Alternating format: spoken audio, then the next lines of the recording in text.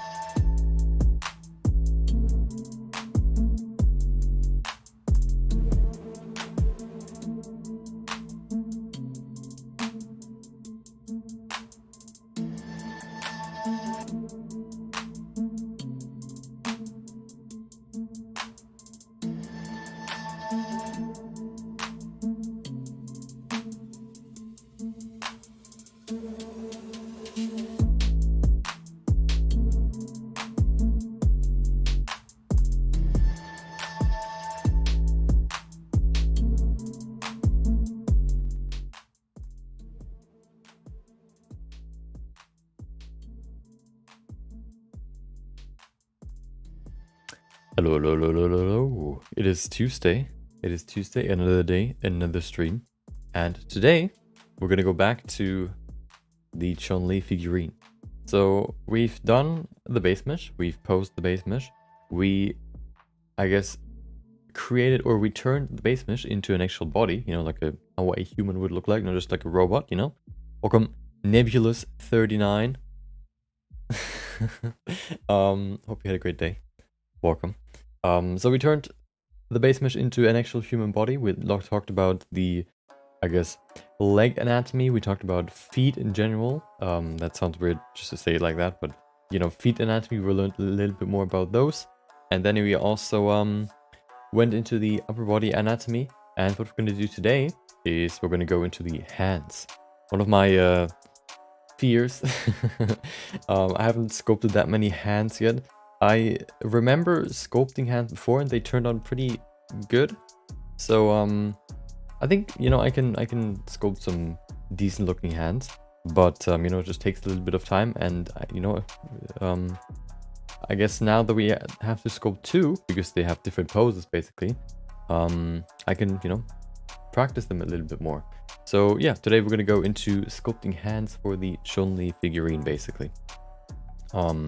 And then tomorrow we're going to do Chun-Li again, but tomorrow, you know, if everything goes according to plan, which it usually doesn't, but hopefully this time it does, we're going to do the face, or the head, I guess, in general. We might probably need to do a separate, actually no, maybe not. Yeah, so we're going to do the face tomorrow, if we can get through both hands. I will hopefully, I think we can get through both. I think I'm fairly confident. Yesterday I said the follow along sculpting session about Magdanamos, I think the name was, would take like an hour, but it, you know, it took 2 hours. You know, my time isn't, you know, my time estimations usually aren't really that great, but you know, maybe this time it works, you know.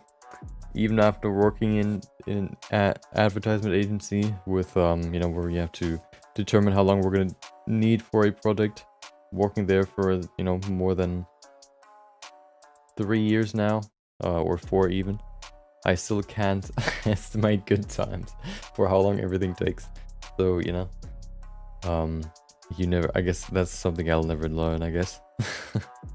Let's go into Blender so we can, oh, of course. So we have the Chun-Li figurine, and then of course before that we're going to do the quiz sketch. There are a few more left before the year of quiz sketches is done. Yeah, today we have number 359, so there are then 6 more, you know. And then yeah, today we're gonna begin with the 30-minute quick sketch, and then we're gonna go back to Chun-Li. So let's get into Blender so we can look at the reference for today, which is this this little animal creature with a little bit of grass, with a good old grass hairstyle. Some interesting hair, I mean, some interesting ears here. 2 ears, I guess you could say, or antenna. This one's a concept art from Maleficent, the movie. So if you want to see where that came from, let me show you where I found it. So this one wasn't the website where I found it, but this one's the original website. By, wait, why is it so, oh, I guess it's a German name maybe. Michael Kutsche or Michael Kutsche, I guess. Here's, I guess, their own website with character design and all that stuff. So if you want to find their art, there it is. Here's the link. I also posted it in the Discord. So if you haven't joined the Discord yet, !Discord should get you there. Okay. But let's get back to Blender so we can begin. Okay. So this is today's quick sketch reference. I think it's fairly simple, but maybe there are some hidden difficulties in this one. We'll see. It's a German name. Welcome back, Mr. Digital Works. Hope you had a great day too. Yeah, that's what I thought. I don't really think there's... The last name didn't really sound that that English or something else. So yeah, I think so too. Okay, let's get into the quick sketch so we can get straight back to so I can face my fear. Okay, my nemesis. I think hands. I think once I sort of I guess get comfortable sculpting hands in any poses, or once I understand them, what I always like to call this, I like to call them the gates of my brain. You know, it was the same with faces. There was like this little key that I needed, so for me to comfortably sculpt, at least I think better than at the end of last year, realistic faces. I still need that for hands, so maybe at some point we're gonna do a hand, I don't know, like study session or whatever, just to kind of get to know them better, understand them, know what they need, and maybe then at some point I'll be comfortable with hands too. Okay, yeah, let's begin. Timer's ready. We can begin in 3, 2, 1, go. Okay, let's begin. Okay. Yeah, I guess he has quite a round head, so we don't really need to change too much here for the sphere. I'm probably not gonna add the I can't really add the what is it? I'm not gonna add the body because the body takes too long, but we can at least work on the head. Welcome Nana or N Nana, whatever you wanna, or I guess whatever is the correct one. Welcome, hope you enjoyed your Tuesday. Already 2 days through the week. Weekend is approaching quickly. Why can't I give you a sub? Because I'm not an affiliate or a partner. You can give me, if you want to give me a sub, you can do that on YouTube if you want to. It's basically like a, you know, membership on YouTube. I activated that over the weekend. You know, it's basically like on Twitch, like a subscription.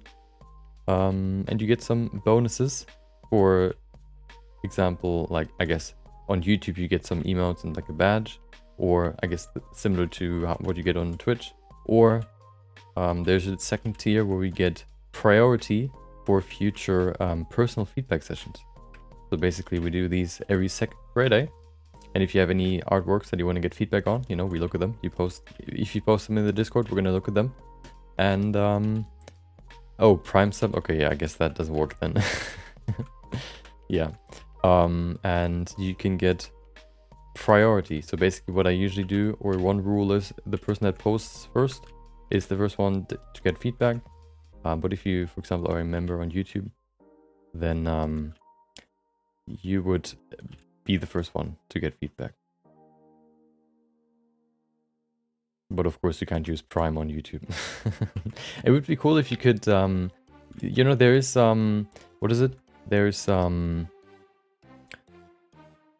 there's YouTube Premium. It would be interesting if they at some point add like a Prime function to YouTube Premium, because I think that would make sense. I think Amazon or Twitch, well, Amazon mainly did that, like the Amazon Prime thing there, to get more people into Amazon Prime. I guess that could also work for YouTube Premium. I can see them doing that at some point. Sounds very similar, at least, you know, the surface. I guess you don't really get any movies or whatever, but I guess you can watch videos without advertisements. I actually don't know what you get for YouTube Premium. I heard it's pretty good, but I haven't really looked into it yet.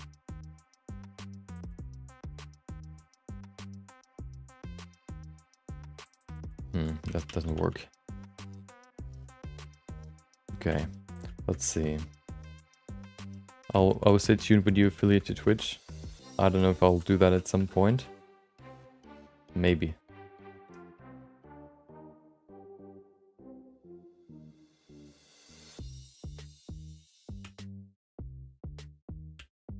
But probably not. Until Twitch removes the clause that you can only stream to Twitch. Because, you know, if I would do that, I couldn't stream to YouTube anymore. And I don't want to do that. I don't want to give up YouTube streams. So, yeah. That's why I basically don't do it. But maybe, you know, maybe they changed the clause, but I don't think so, you know, because that would basically mean, well, they, you know, they added it for a reason.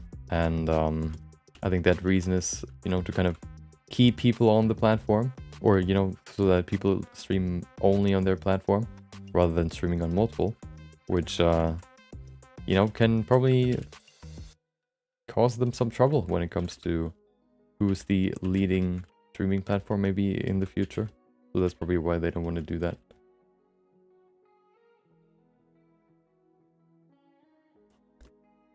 So I don't think they're going to change that anytime soon. But, you know, who knows? Maybe.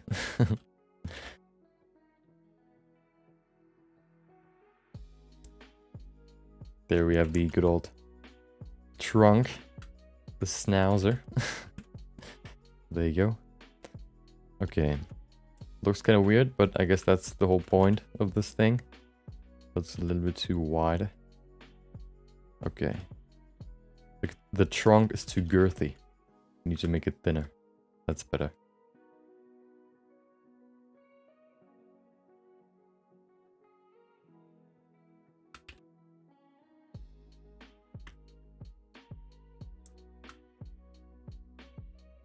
Yeah, I think yeah, I think so. When I think about it, and after doing a few test sculpts, I guess you could say, or at least one.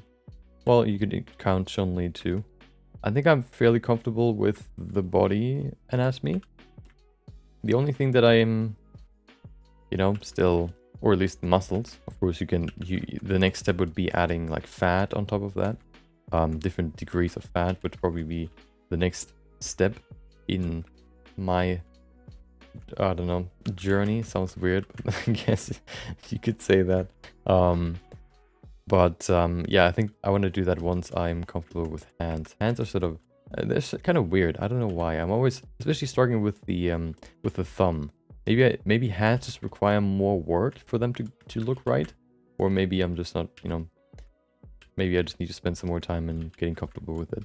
But they always seem very, very weird.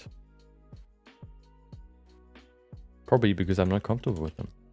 So yeah, I'm probably gonna at some point this year, probably sooner than later, do, you know, just how we did for the eyes, a quick, I don't know, maybe even a week studying session, you could say, you know, where we kind of learn more about the hands and how they move, maybe the anatomy a little bit more, just so, you know,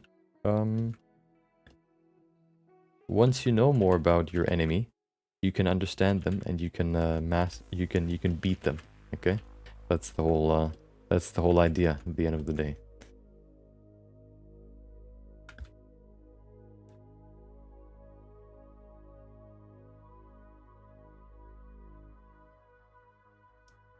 But don't tell that to the hands, okay?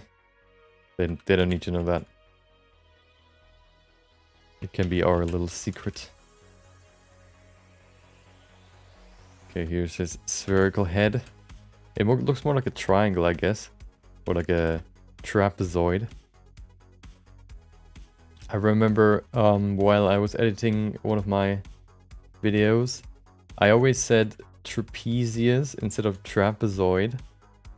Which of course is the wrong word for it. So I had to put in some I guess remarks or some what do you call it, like hints or whatever, that I mean trapezoid instead of trapezius. Trapezius is the muscle of the neck in the back basically here. but that's not the one that I mean. I basically always said like, oh, now I'm gonna sculpt like a small trapezius in here, even though, you know, I mean the trapezoid, which can be quite confusing, I guess. But yeah, that's something I I want to keep in mind in the future. But they're so close, you know.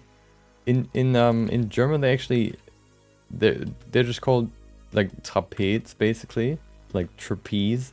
So you can basically attach both to the word for it to become, I guess, you know, that word. You know, it could be trapezoid or it could be trapezius. And for me, trapezius sounds more like it than trapezoid. Trapezoid sounds like some sort of alien word, some sort of science fiction word. So I don't really, you know, I don't really think of it like a geometric form, like a geometric shape.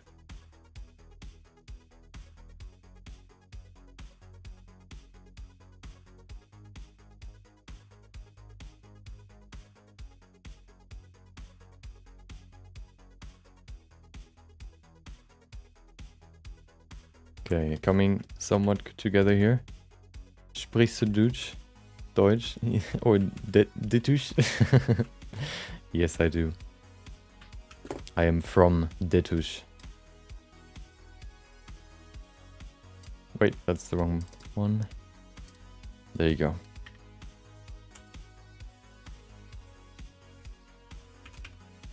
Quick sketch day 3-9. No, 5-9. There you go. Okay.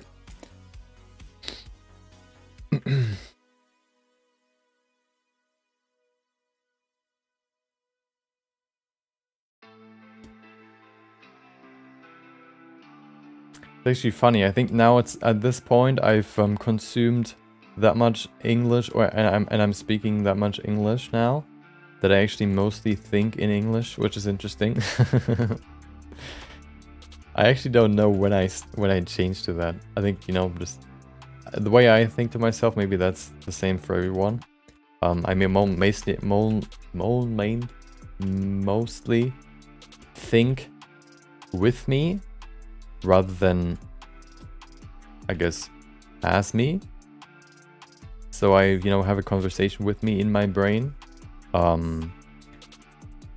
which probably kind of led to that, because, you know, I you know, when I have conversations, they're mainly in English. Well, I guess more than they used to, and that probably kind of led to the transition.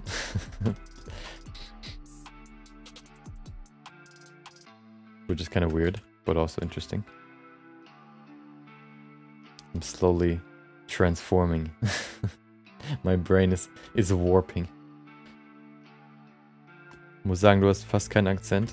I think it's easier for natives to hear it than to hear the accent, rather than, you know, people from Germany, for example. So I think yeah, I think that's one thing I think. Some people have said that I have a certain accent, like a northern accent, northern European accent. So I think if you mainly speak English, you can hear it better. But you know, there are some pretty heavy German accents if you think about speaking English, you know. So I think you mainly hear it when you. It's not necessarily the accent; it's more the vocabulary that you can hear it with, or that you can hear, that you can sort of identify it. I guess that I'm not from America, for example, or England, whatever.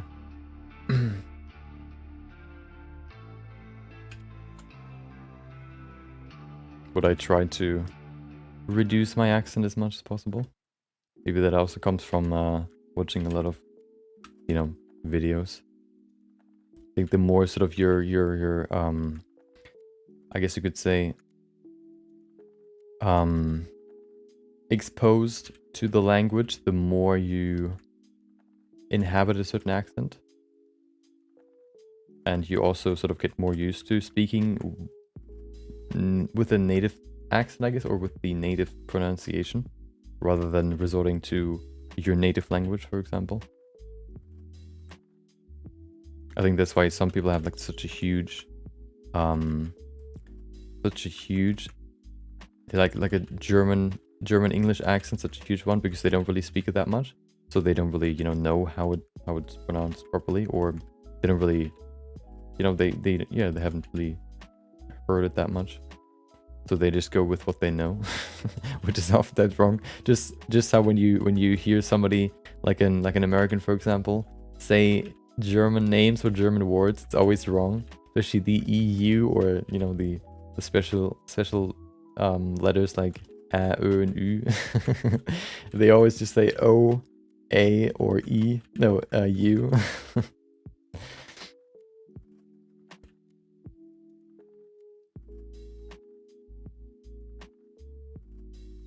Okay.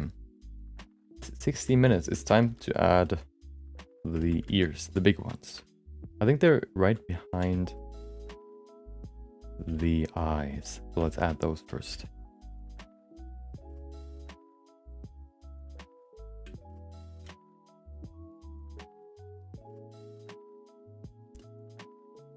Right here. There you go. More? Yeah, a little bit more. I like the little hairy antenna. They look cool. They have a cool color, like a cool combination. Like this greenish, brownish green, and then this nice bright orange.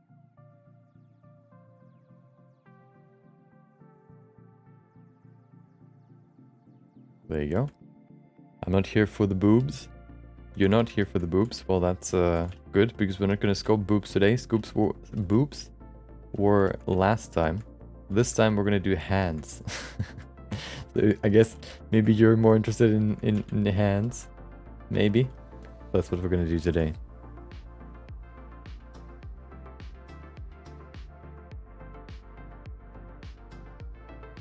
Boobs are boring, I agree. Who needs boobs if you have hands?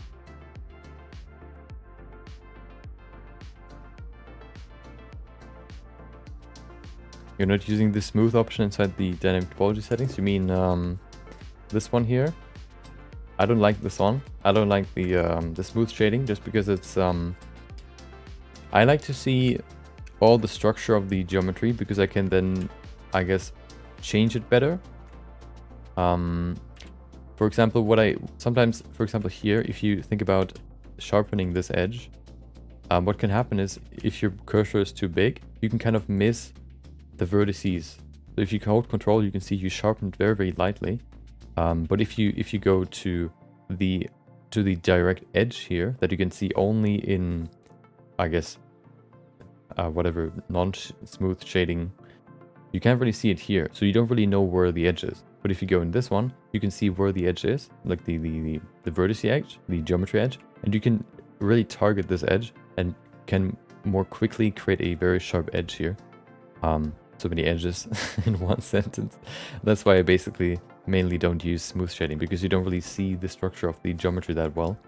I think it works quite well for stylized characters, because they're supposed to look quite smooth, and don't require that much detail.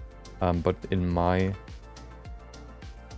work, I guess, I like to use the I like to keep smooth shading off, just because then I can see the structure of the geometry a little bit better, and I can sort of utilize the geometry that I have better, rather than having to add more.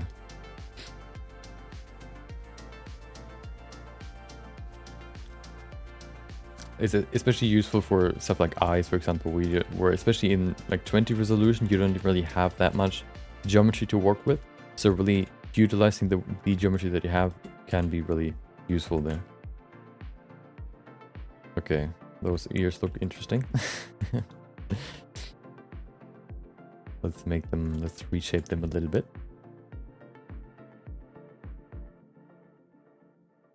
Okay.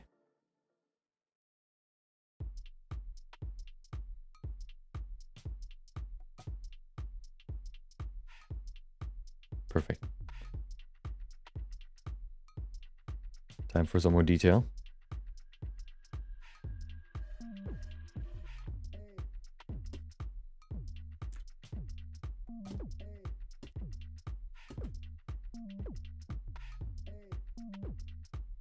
Oh, of course. I haven't enabled front faces only. I also already had a hunch that that wasn't on.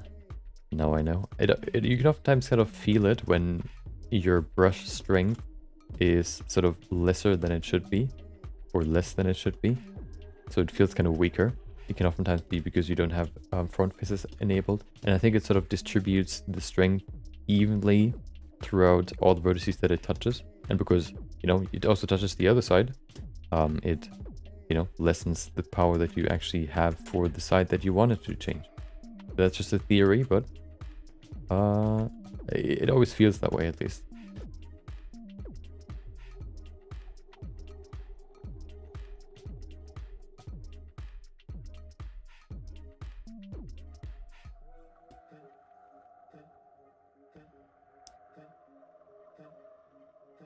Okay, those ears look decent. Okay, they're not perfect, but they're a good beginning. Maybe they'll stay this way. We'll see.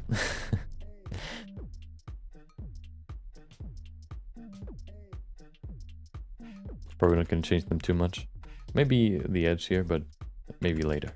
Let's go to the second antenna. They're exactly behind the ear. So right here.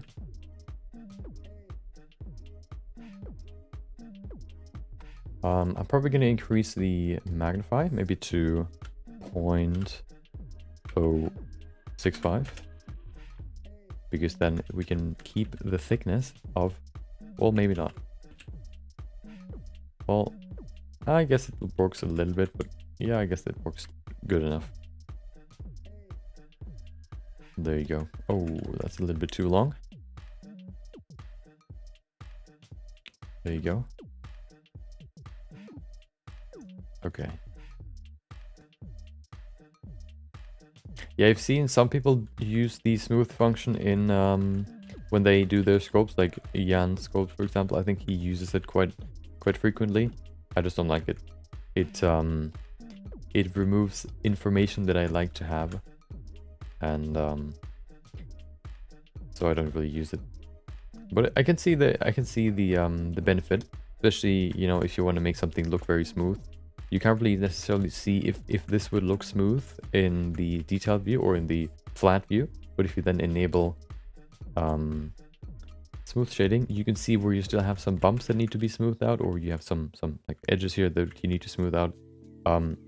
You don't want to have those, for example, for maybe stylized characters, but for more realistic characters, you probably welcome them more because they add a little bit of character and variation into your sculpt. So that's why I don't really... That's why I first of all use the clay strips brush, because it adds a nice little texture to every brush stroke. But it also, you know, works quite well in just changing the volume. Some people I think like the draw brush more because it's smoother. So for example, people that want to do stylized characters can probably benefit from the draw brush more. Or, you know, if you want to do very smooth. Maybe even, I've seen one person work on like realistic characters or like the skin, the body of characters with a draw brush. You can still use it there too, because the body can be quite smooth.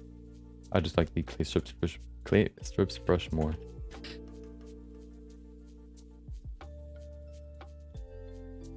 And you can even, if you wanted to, you can also just make it smooth. So if you go in here, you can change the tip roundness, which makes this brush even, you know, smooth, I guess, or rounder. So if you wanted to, you can still make it round if you really wanted to. But I don't want to.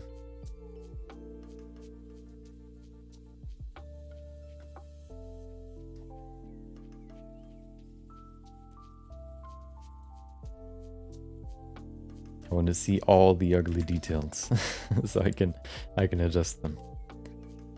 We have 7 minutes left. Okay, not that much time, but I think that's okay. Let's add some feathers here to these weird antennas. I don't really want to do too much here. I'm just going to pull them. Oh, that's the wrong brush. Just going to pull them out like this. Will probably look kind of weird, but that's okay. Maybe that actually helps the character. There you go. Let's do the other side. It always kind of looks like wet, ripped paper. But I welcome it. There you go. That looks okay, I guess. Good enough. That's all I'm looking for.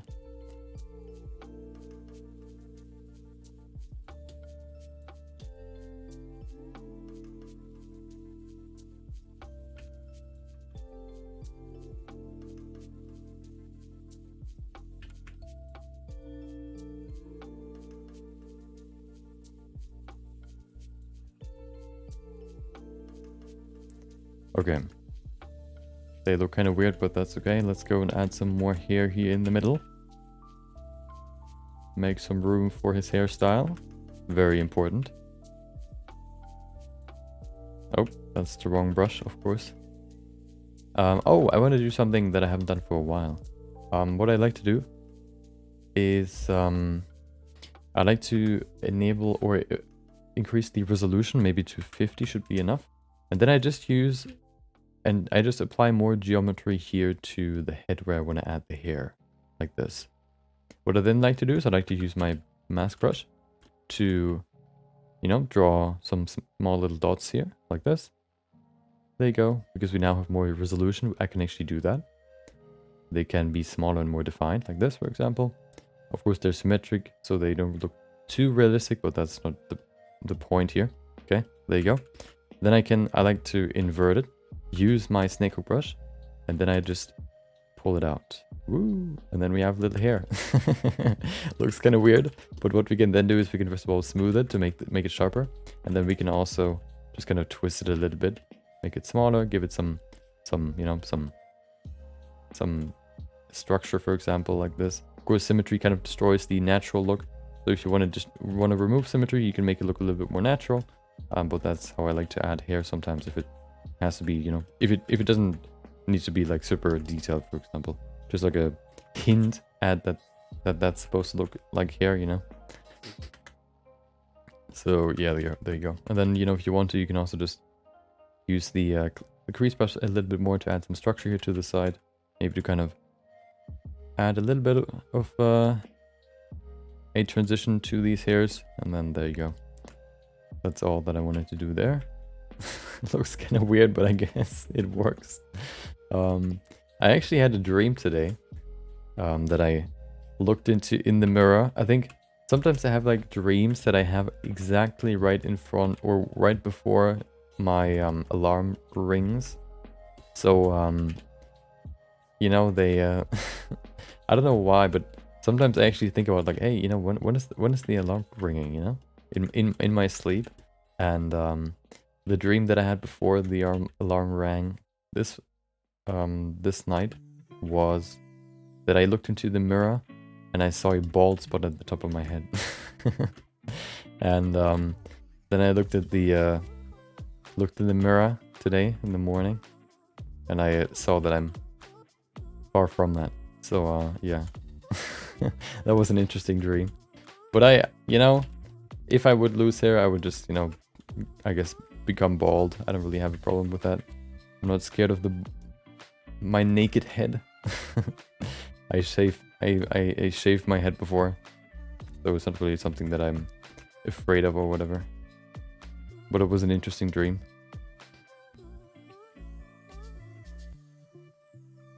Let's give him some shoulders too, so he can wear something or carry something. He needs to carry his weight. Little arms on the side. There you go.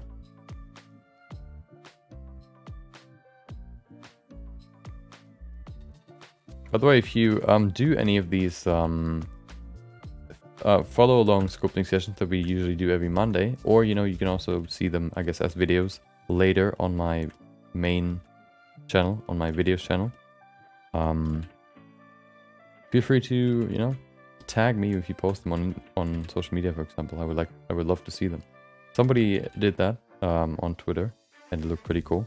It's always cool to see sort of the end result of like a tutorial, if somebody follows your tutorial, because you can then sort of I guess, that also helps you. It gives you sort of feedback in what you might, can do better, or what you can maybe explain better, or just overall giving you an idea of, if the tutorial was understandable, for example, with the explanation. So if you ever follow any of these, yeah, feel free to tag me.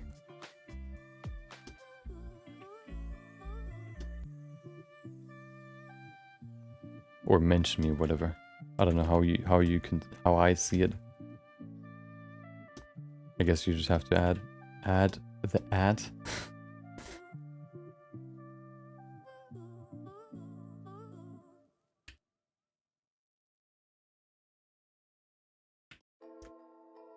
Okay, there you go. A few more things here and there. We have 1 minute left, so there's not really that much more we can do here, but we can use the crease brush to give it some more detail. How about that? Like here, some ridges, whatever. There you go. Maybe even on the trunk. I like to change it to the fall off sharp, and then change it to topology, pinch 0.7, and then make it big. We can create these nice creases here very, very easily.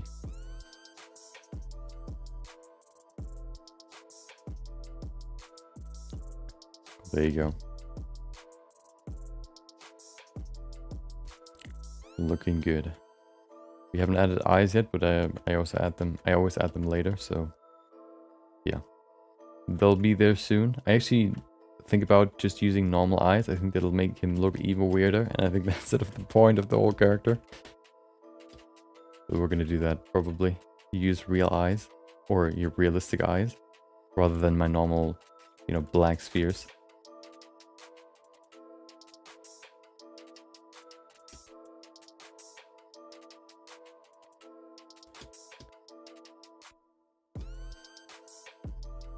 There you go. Add some more structure here on the ears, and then use the snake hook brush to make them a little bit wobblier, I like to call it. Okay, there you go.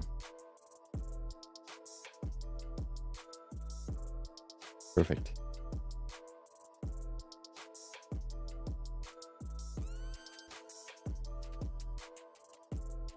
Look at that.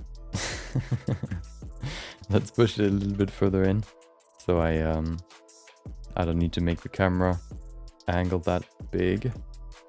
I don't want to show 60% emptiness behind the character. That's better. Okay, I think we're done. Perfect.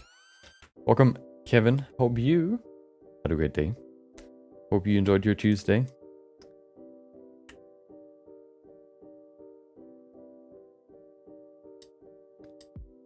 And if not, then I hope it can get better,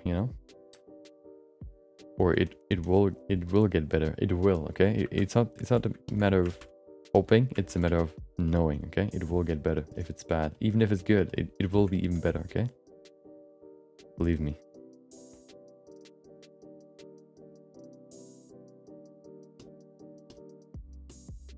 There you go. Okay. Eyes. So let's make him even weirder than he already is by appending some good old realistic eyes. My good old base mesh. Wait. There it is. Oh, that's wrong.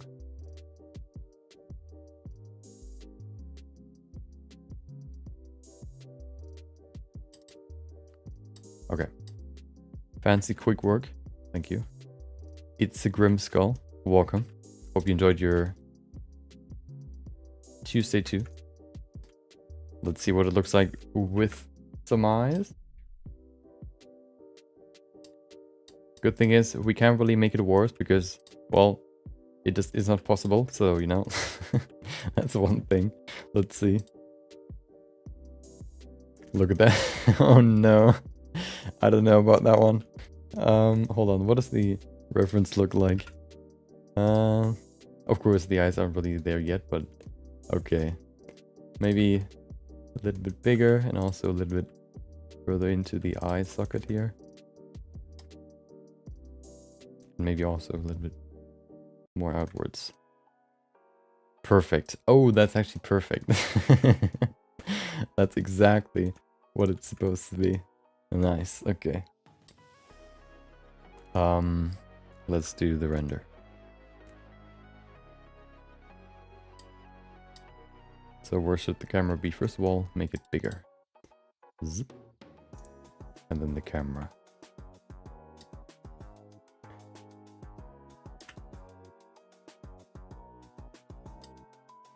Okay, I think I need to reduce the focal length so we can include more in the render. In the camera view. Like that. That's pretty cool. Maybe a little bit on the side. That's pretty interesting. Let's see what it looks like. Yeah, that looks pretty interesting. Pretty cool. Let's add some lighting.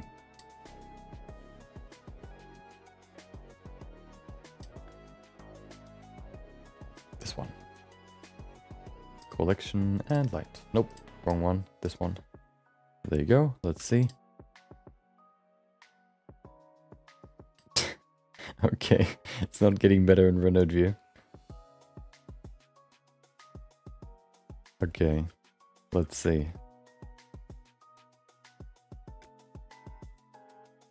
Okay, let's begin with one light and then we can add the other ones. I think I want to make this quite soft, so I'm going to make the size bigger.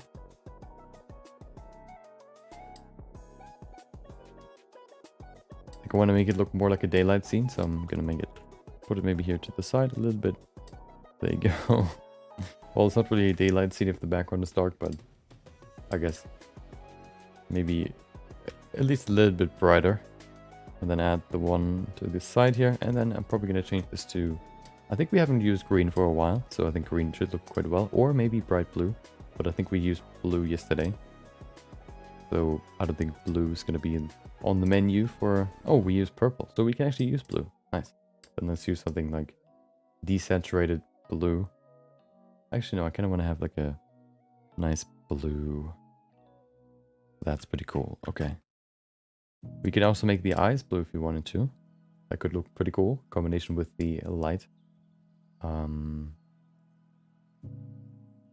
Is it in here? There it is. Properties. Color. Oh no. Oh, maybe that looks kind of weird. Looks like some sort of albino animal. I don't think that... He looks more crazy than before. I think we're gonna use brown eyes. Oh, we need to add the shader. There you go. Okay. And then depth of field.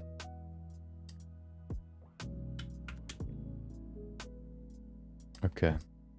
Not my proudest work, but I guess that's the point of the whole creature. There you go. Okay. Should we make him darker? Maybe a little bit. I also want to change this to a grayish tone, because if I have it, if it's on pure white, it sort of reduces the, it increases the tendency to clip the colors in the image, which I kind of want to avoid. So I'm probably gonna make it a little bit grayer, more grayish rather than pure white. That's pretty good. Okay. Let's do the first render. Oh no. I haven't even added teeth, so he looks like an old man. Okay.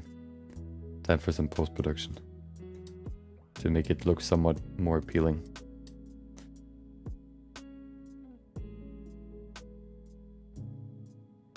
Okay, for some reason we need to actually reduce the threshold. Why is the light so dim? Oh, because it's coming from the bottom probably. But I think 0.5 looks pretty good. Lens distortion too. Okay. Okay, well, you know. I guess that's it. Maybe we can save it, or we can make it look a little bit better in Photoshop. Slapping a good old camera raw filter on it can probably, you know, make it look somewhat better, but I don't think there's much you can save there. Okay.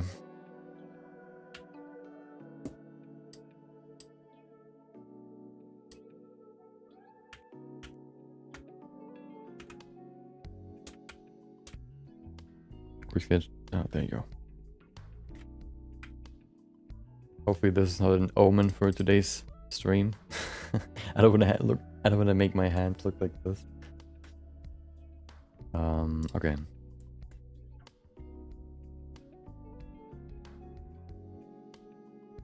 Let's see what we can do here. So, let's make you cool. Give you a a deserved or required, a needed makeover. Let's see. So first of all, temperature. I don't want to make it blue because then he looks like he's freezing. Yellow is kind of weird too. Maybe we can just keep it there. Maybe green. Doesn't really match with blue that well. Oh, somehow everything looks weird. Maybe a little bit of green here. Green and yellow? Yeah, why not? You know, if we make it weird, then why wouldn't we make it like 100% weird? Just go full in. White looks good.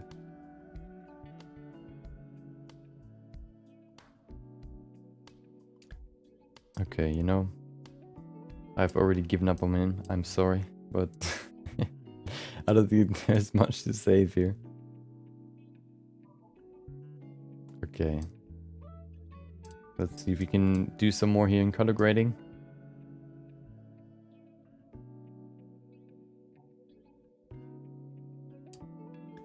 Okay, well... Oh, hello.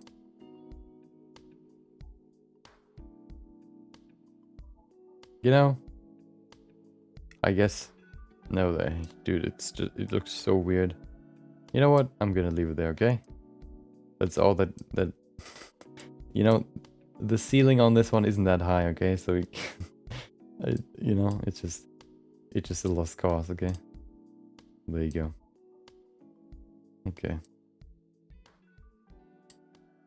Yeah, you know, it's something, okay?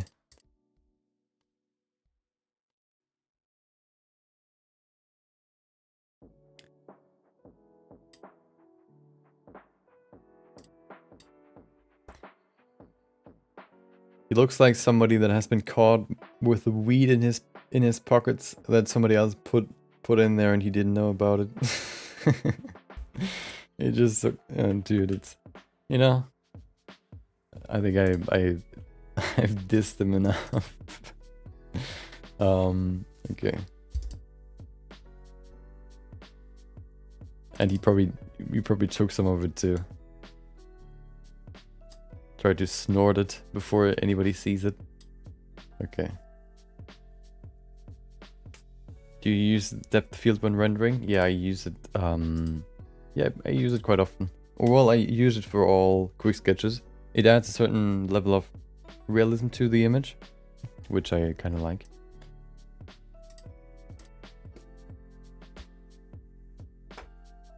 Okay, I think it's time to upload this handsome creature. Leave it or release it into the world of social media for it to roam free and find, I don't know, a mate. Yeah, I'm gonna upload the image. And then afterwards, we're going to go to what we're going to do today, which is, of course, sculpting Chun-Li's hands.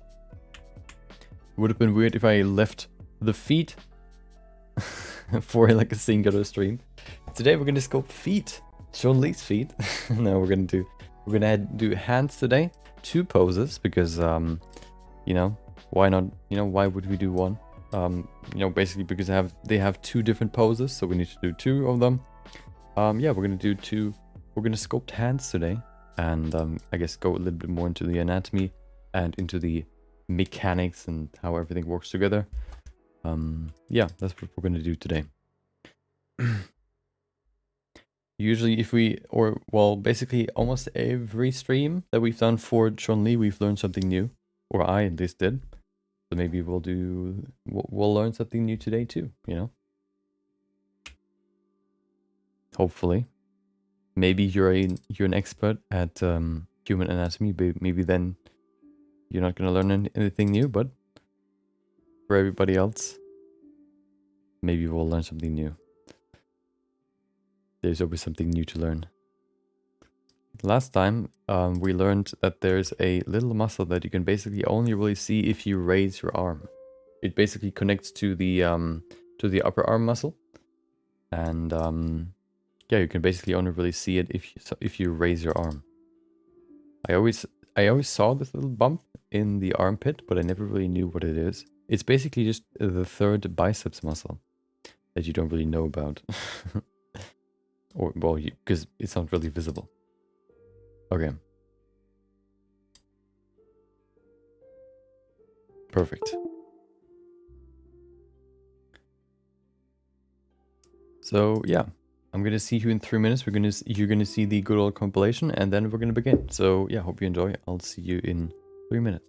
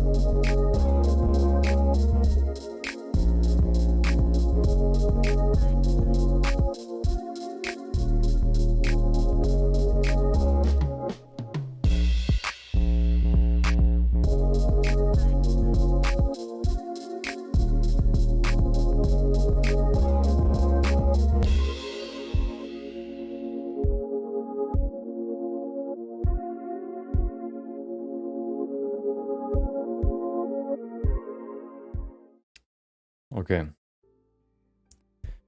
It is time. Well, hold on. Why is the timer still here? Okay. It is time.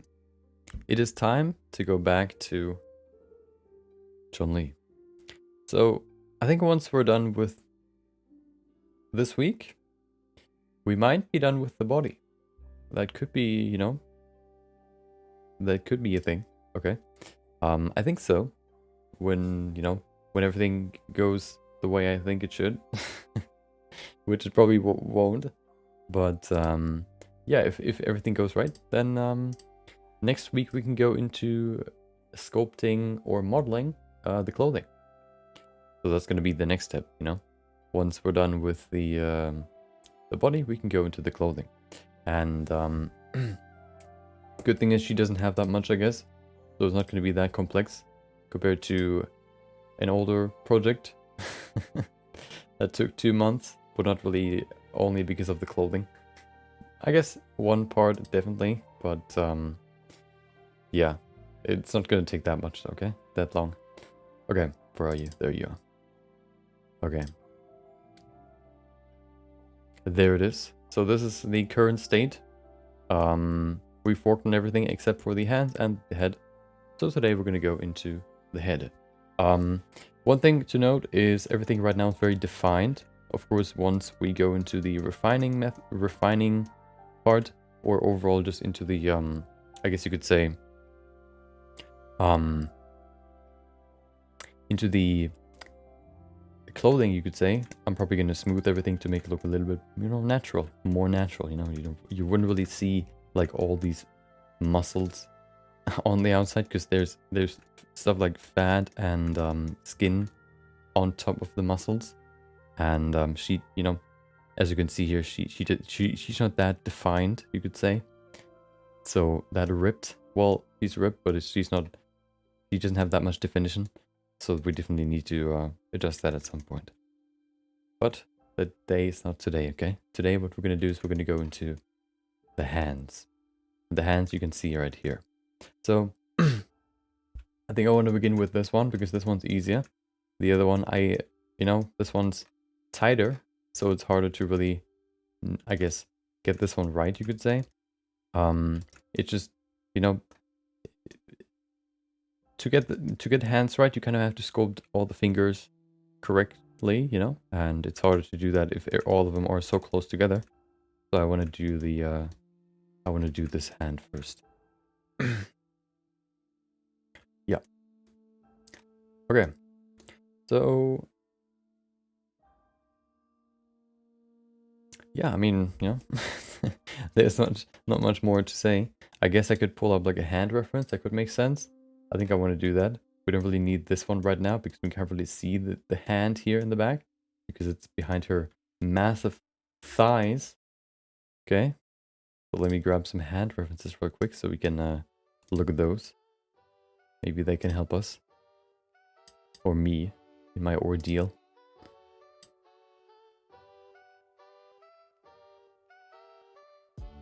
Do I actually have some? Let's see.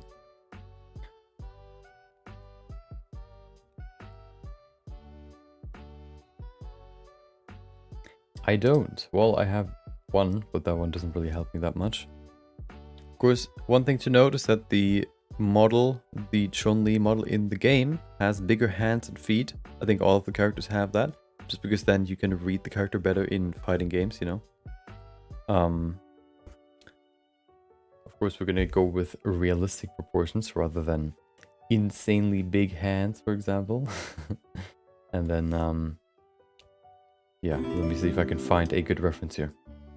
Thank you for following. Hold on, I'm gonna figure out who you are, and I'm gonna say your name, okay? I'm gonna find you, and I'm gonna... Thank you. Samuel Pick On, or Pick 0N. Probably not that one. Probably the first one. Welcome. Thank you for the follow. If you're still here, hope you enjoyed the stream. Hope you enjoyed your Tuesday. Let's see. So I have some, but they don't really that effective at showing you the reference or the hand proportions or anatomy. So we probably need new ones. I think that is the case. Well, I have this one, which I think looks pretty good. Here, this one. Well, not this one. That's not good hand anatomy. I mean this one. So we can see here. We can see some good information here. But I don't think it'll work that well. One thing that I actually always sort of which I like that I get reminded of it again is that the finger muscle here, or the thumb muscle, actually is connected to this wrist part here, just like all the other finger muscles. You can see here, this is the visible finger part, these three bones at the back, these three here. Of course, the thumb only has 2 bones, but then you have these other, of course, bones that go all the way back to the wrist right here. So we have 4 for the fingers and then 1 for the thumb. I always, when I think about the thumb, it always feels like it is attached a little bit higher than the wrist, but it's not. It is actually connected, or it starts right here and goes all the way to the top. Of course, one thing to note is that the thumb is rotated a little bit inwards. 90 degrees if you relax it, at least for me. Some people say it's less for them. I guess that's just average, you know? I am average. Maybe you're not. You're amazing. Thank you. I appreciate it. The praise. I don't know if that's if I would say I'm amazing, but thank you. Welcome, Marwan. Hope you enjoyed your Tuesday too. Maybe you like hands, maybe you like studying hands, maybe you like sculpting them, you know. I currently don't, but maybe at some point I'll do. I will. One interesting thing that I see right here is that the vein, or not the vein, the sinew, there's another word for it, but I can't remember it. These lines or these bands that go all the way to the tip of the finger, basically to pull them backwards. We have the same in the middle, or in the palm, in the inner part of the hand right here, to pull it inwards. But of course we also have it to pull it outwards, like this. Like this. For the thumb, we have two that somehow merge together. I wonder why that is. Because it basically, like, you have this muscle right here to pull the thumb closer to the rest of the hand. You have a few more here to pull it in this direction. So we have one that goes from here to here to do this. We have one that goes from here to here. This one right here to do this. I think we have a few more. I think we have one to do this, for example. Maybe that's why there's this this split right here to do hold on, to do this. But why is this one here? This one doesn't really make sense, because it looks like it would pull it into the middle, but that doesn't make sense because the muscle is there. I see I have some frame drops right now. I don't know why. At least I'm not playing games, so it's not that visible. Maybe I'm, you know, jumping around a little bit more, but it should be better now. Yeah, so I don't know why it splits right there, but I guess that's a mystery we need to figure out at some point. We can see we have different angles here. Here you can see the split a little bit better. You can also see the muscle right there for the thumb. I don't really know why it splits right there. I'm curious. Although, that's why you can see this triangle here in your thumb. Do you see this triangle right here for me, the shadow? You have one. If you do the same, you can see it too. If you sort of spread your hand, you can see we have one line going from here into the middle over the wrist right here. But then we have another one that goes here to the side right there. So we have this triangle here. It kind of splits right there. You can actually see it. We have this little hole right here in between the two. Right there. Ta-da! I always wondered why there are two sort of bumps for the finger or for the thumb, but I guess those are just two of the same or two different pieces that then join together. Or maybe this one connects to the first bone. Yeah, maybe. Yeah, the other finger. I think the other fingers are fairly straightforward. The only thing that is maybe a little bit, I guess, like the important part about the other fingers is maybe the relation to each other, like how long they are, or the proportions in general. But I guess in general the proportions are fairly simple. Maybe the finger length individually is interesting. We looked at that actually recently. If you look at the finger length, it's basically, if you look at the whole hand, it is 50% this part down here, the palm you could say, or in this direction, the palm. And then I guess this one makes more sense because this area here is shorter than in the middle here, because we have like a diagonal going like this, where the fingers connect to the palm. So this side, let's use this side. So this one's 50% of the length, and then this one's 50% of the hand length. And then the first bone, this one right here, of the hand, is 50% of the overall finger length. So this one, split it in half. That's the first bone. Then the next bone is, I think it was 0.6 60% length of the first finger bone, and then the last finger bone is 60% of the second finger bone. It's kind of weird. So the first one is the shortest, the second one is the second, well, the middle, I guess, and then the first one is the longest. I think that helps when you rotate your fingers for them not to kind of mess with each other, so they can actually stay quite close together here. If this one would be as long as the first one, it would be somewhere over here, which would kind of leave a gap in between the fingers, so you can, you know, I guess that makes more sense. Yeah. Okay.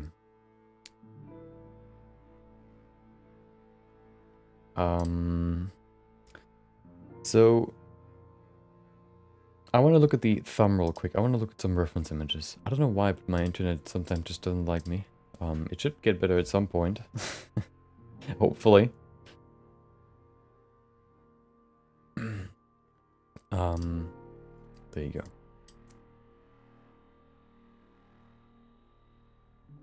So what I need right now is anatomy. Hand anatomy. How about that? Look at that. We have to... Oh, I actually have a good reference. Well, it doesn't really help that much with the anatomy, but it's a good reference for overall hand drawings or hand sculpting. I think I have it in resources. Do I? Or is it in references? References. There it is. Hand. Do I have it in here? No, I only have these few.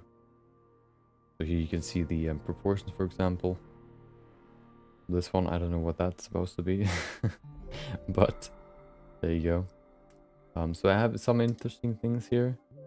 This one's interesting too. This is always what trips me up. The sort of the first bump for the thumb bone. The first bump. I never really know where to place it. I want to know how long that bone actually is. I think that can help me a lot when I need to place it, because then I can just kind of imagine where the thumb would be, and then I would rotate the thumb in that direction, and I still know how long it's supposed to be. So let's see if we can find that. That looks pretty good. So if you look at this, here you can see what I mean. Here's the wrist bone collection. Here's, you know, the wrist is basically made out of different small bones that sort of work together somehow. And here we have the thumb bone. Here we have the finger bones.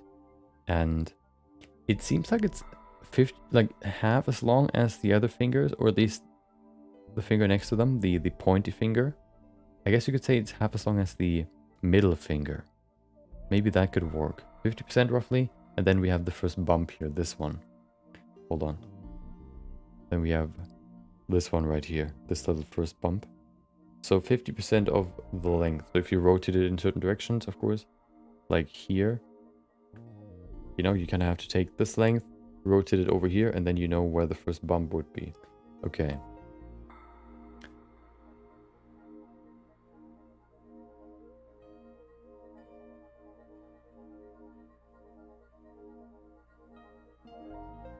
Where did I end up right now? Hold on, what? Wait, what? Oh, I pressed the wrong button, I think. Yeah, I did. Okay. I don't really care about the these things here, because they don't really change the shape too much. What I care more about is the anatomy for the thumb mostly. Here you can see it again. It starts a little bit earlier, because you have this U shape here, or this curve for the wrist. Which creates this little bump right here at the bottom. We can see this. There's the bump right here, which is I think it's the thumb bone right there. Is it? Yeah, I think so. That's why there's like this little bump here, right there. Then it goes up to the first one, and then to the other bones.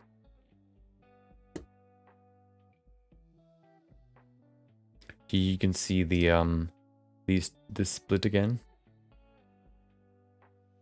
right there. I also wonder why these connections are there, these sort of crosswalks. These lane changers. And here you can see the inner part of the fingers right there to make this, to do this. Ooh. I knew somebody that could take their thumb and do, like, they could turn it around so that it's facing in the other direction and kind of rest it there like this, but even more up here. It was super weird. I wonder if they sort of, I don't know, they did something weird with it. Yeah, I don't really have that many questions right now. I guess it just comes down to sculpting, and then if questions come up, then we can look at them. So let's begin. Okay, I think I want to hide everything except for the hand, or at least everything sort of in the vicinity. So let me do that now. Where's my hand? I'm just gonna go in here, I guess. I'm gonna hide everything except both hands, and that should be good then. Perfect. Okay. Looks like Rayman lost his hand. His hands. Okay. So, yeah. If you look at this, so here would be the first bone. This one would, of course, be the longest. I'm kind of curious how long they are in relation to each other. The finger bones, if they have the same sort of... yeah, it looks like... Well, the last thumb bone, of course, is the shortest. And it seems like it's definitely shorter than the second one. It's also... I don't know if it's 60%, but it sort of seems that way. Another one, I think for the follow. Who was it? Zishtana? Or Zishtan? Thank you for the follow. Hope you enjoy the stream if you're still here. Hope you enjoyed your Tuesday. Welcome. As you can see, we're deep into finger and hand anatomy. Something very, very dry, but very important, okay?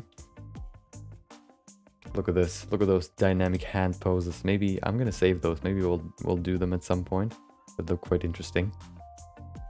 Let's save those. Let's put them in inspiration. There you go. Okay. Yeah, here you can see it. Well, it's a drawing, but I guess it's anatomically correct. I'll just trust it. You can see the thumb is lower or on the side of the wrist. The other ones are sort of at the front and a little bit higher than the thumb. There you go. So that's probably why you why the thumb is also a little bit lower. Okay, let's get into it. So, so we have the wrist here. I think oh, first of all, we need to give it more resolution because right now this is not enough, okay? So let's do that first. So how much do we need? I like to use retopology for this one here, or remeshing. I don't want to use dynamic topology just yet. I actually don't need to use it at all, probably. So let's use remesh. Okay, let's put that to divided by 2. Okay, let's remesh it. Quite big still. I don't want to...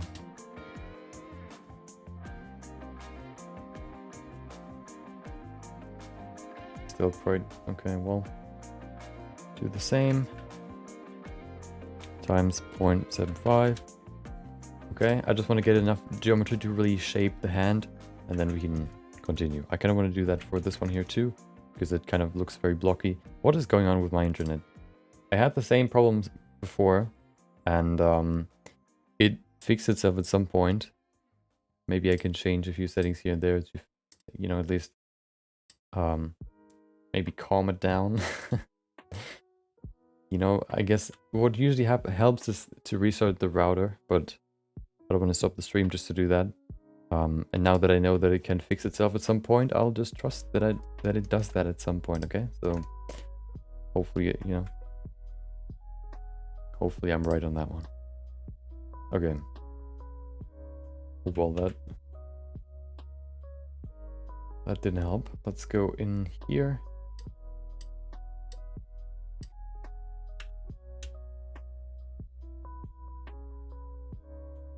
More. Yeah, more. Times 0.75. That's probably enough for now. Okay, so let's begin. So I actually need a reference here for her hand. I have my references first of all that I can open, and then we can probably open one for you to see too. You can, you know, it doesn't really help. You know, we don't really need to see her full body right now. So why don't we open a cool reference that we can use for her hands? Do we actually have one right here? I don't think we have that many good ones. This one maybe. Oh, nope. Nope, nope, nope. That's not a good one. So I think one thing to keep in mind for more female hands, that they're so more delicate, you could say.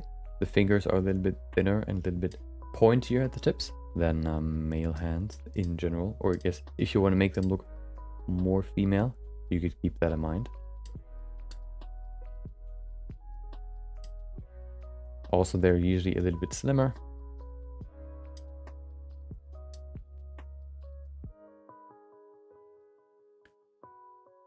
I guess that's the best one.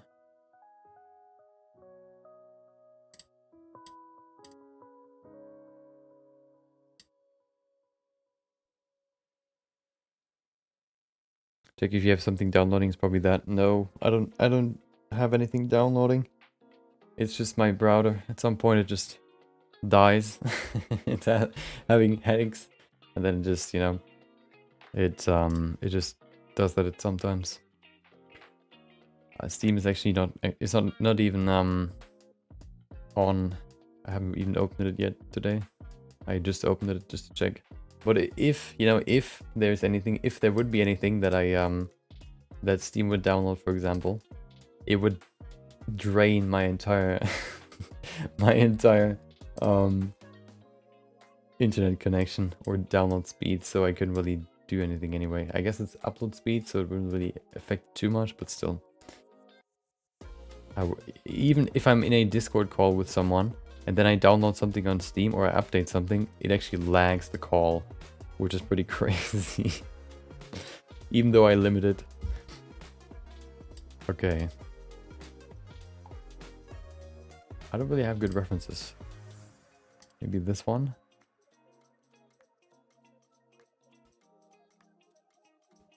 You know what? We're gonna use... Where is it? Where are you? I just saw you.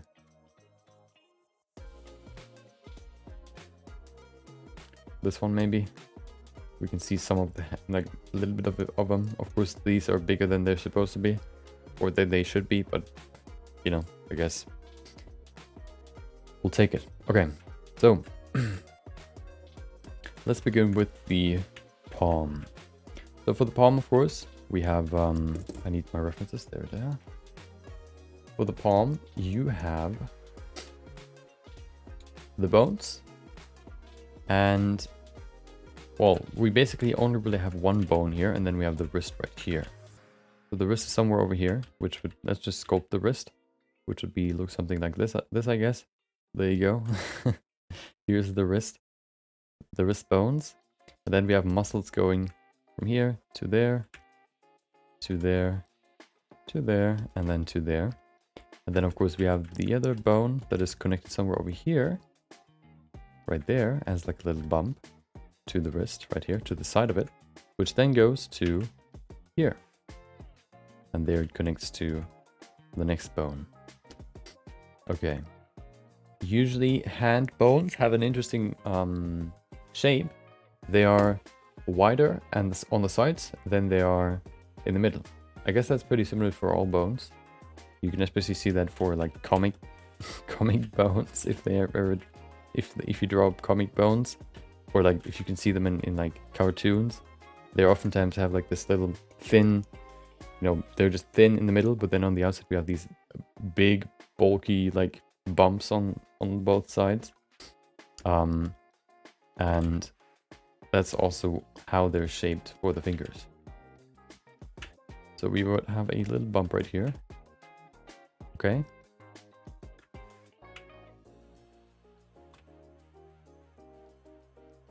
Then it's roughly half as long as the middle bone, the middle finger, which should be somewhere over here. I think the length looks pretty good. I think it works. So that's good. One thing to keep in mind, of course, is that we have the bones are actually somewhere lower. They're not on top, so we need to smooth this again. There you go. Of course, what is above the bones is stuff like the sinews and the tendons. That's what it was. Tendons. Stuff like that. So we have the bone probably ends right here and then goes over to the other bone, which is right here. This one. Which is why we have this bump here. Or it goes over to the next bone. And we have this little pit right here that goes down. Kind of split the fingers like this.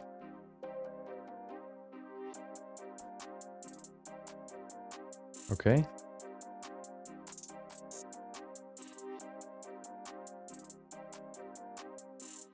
This bump looks kind of weird. I need some better references. I don't really have a good one. Oh, hold on. Maybe I could actually just use the one that I just put into my pin board. There they are. Hold on. This one might work quite well. You can see an exposed hip, but hopefully that's not too feisty for Twitch. You know, you never know. YouTube is usually more lenient with these things, but Twitch can be quite hit or miss. You could call it gambling if you want. But hopefully an exposed hip isn't too much. We're not looking at the hip, okay? Twitch, we're looking at the hand on the hip.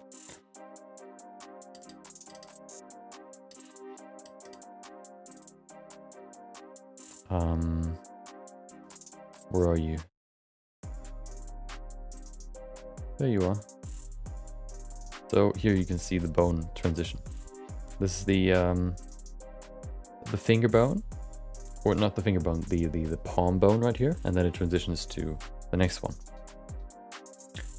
Okay, which means that you would probably have something like this here. This finger probably needs to be higher a little bit, so I'm going to push it up. Whoa. Why is it so... Ah, there you go. Somewhere over here. That's better. We have the same for this finger here.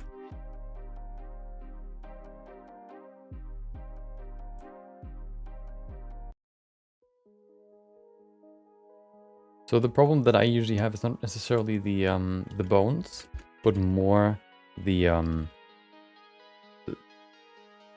tissue around the bones. That is usually what I have problems with. So what sort of surrounds the bones. Yeah. So we'll see how that works. But let's finish the bones here first. We have the last bone right there. No, the second bone, the third bone. Right here with the tendon on top. Right here. The tendons is what you can see oftentimes for in hands. So these ones we can actually bring all the way to the wrist again. There you go. There's this one here too, and then one more for the little finger. As we learned just a few minutes ago, the hold on. The thumb has two, so we need to change a few things here and there. Not only in my brain, but also in the sculpt.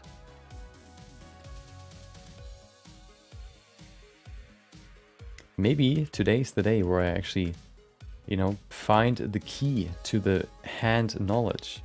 That would be pretty great. Because I've been looking for it for quite a while now. Okay, and then we have this thumb here. I'm gonna sort of accentuate the bone a little bit more so I can see it better. Then we have here, we have the sort of the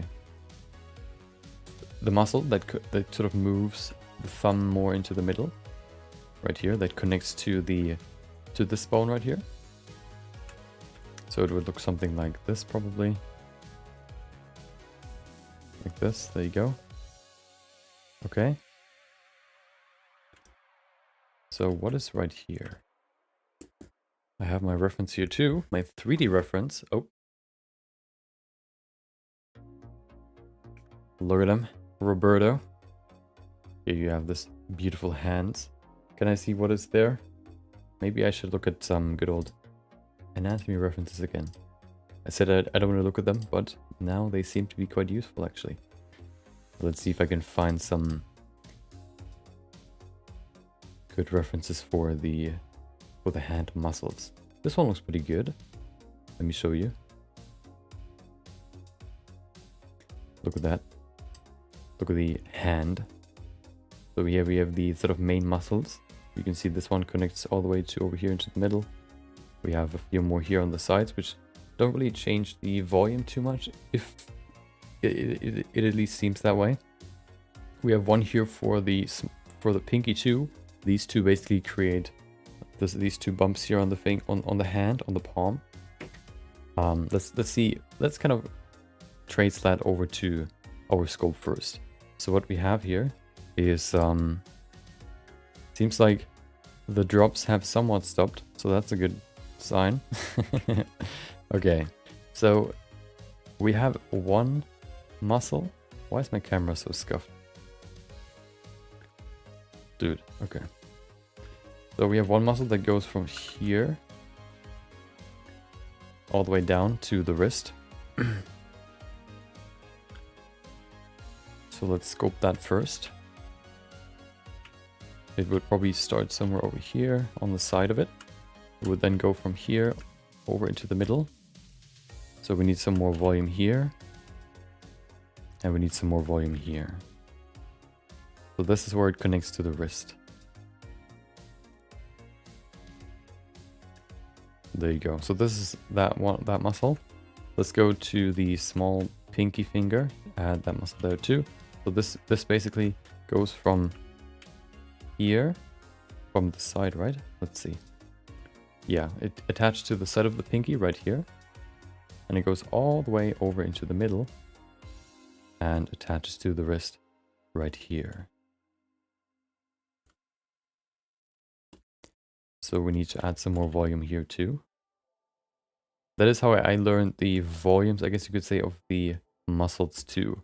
I looked at the what muscles we have in the hand or in the body. I looked at where they attach to. If I know why they exist, I can, for some reason, I guess, understand them better and keep them in my mind better, because I can then think about, like, if you know why something exists, you can then solve problems easier, I guess, is how you can summarize it. Because you can not only, you don't need to look at the textbook if you know what the textbook like said before, or if you understand the rule that the textbook says you don't need to look up the rule all the time to solve any problem that, you know, where you need the rule, because you understood it. That's why I usually try to solve the why question. And the why question here is, why does it connect to, well, first of all, what, and then why does it connect to the pinky finger and also to the wrist? And that is because then you can, first of all, do this. And then you can also, I guess you can do this. Or maybe pull it to the side. I think that's why you have it. It feels that way at least. So that's what you can do with this little bump right here. This one. Good to know. So we have these two bumps now. The next question is, what is this? What is that? So let me see what I can find about that one. Here you can see the two. Here we have one, then here we have the other. This one also connects to the side, right? Does it? No, yeah, it connects to the side. Okay. The next one that we can see here. Oh, it's going up again. Oh no. Well, yeah. You can see this one connects to the... If the first one connects to the side here... Hold on. To the side here. I talk about the side relating back to the finger, to the fingernail. If this is the fingernail, this is the top of the finger, which means this is the side where the muscle connects to. So it connects to the side here. You can see it here too. These bones, for example, also have a direction. And then we have one that connects to the bottom, I guess. And then move all the way into the middle to these bones here. So this is what they sort of cover. One question is, I guess we have two, because we have one that goes to the bottom, to the inner palm here, to the palm. And then we have one for the back of the hand too, right? Let's see. So if you look at another reference, here you can see it. So we not only have a muscle for the, here you can see it too. We not only have a muscle for the, that goes from the thumb to the palm, but also one that goes to the back of the hand, which fills this volume here. And then if you push in between the two, I guess you can find a certain empty spot, or maybe there's just some other tissue that fills that area. Here you can see it too. Wait, no, hold on.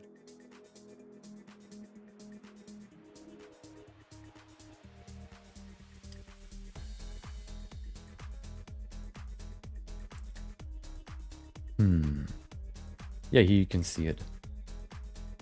Well, that's quite small. So here it connects to this one and then to the finger. Okay. Up here, and then down here it goes all the way to the palm. So let's sculpt that too. So that's what you can see here. We would have one that goes from here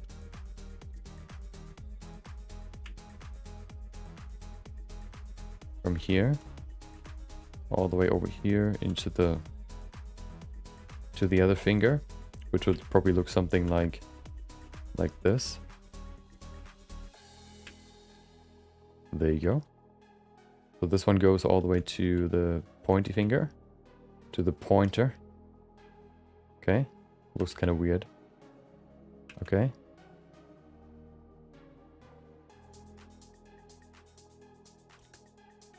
There you go.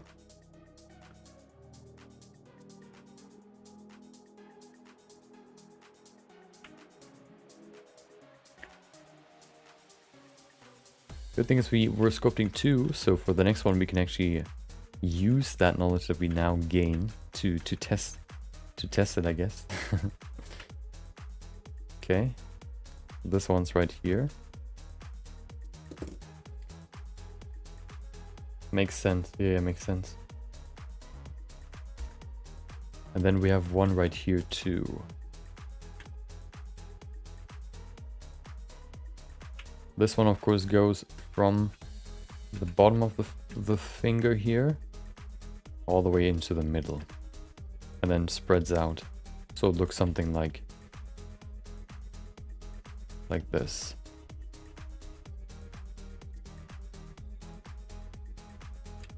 There you go. Something like that.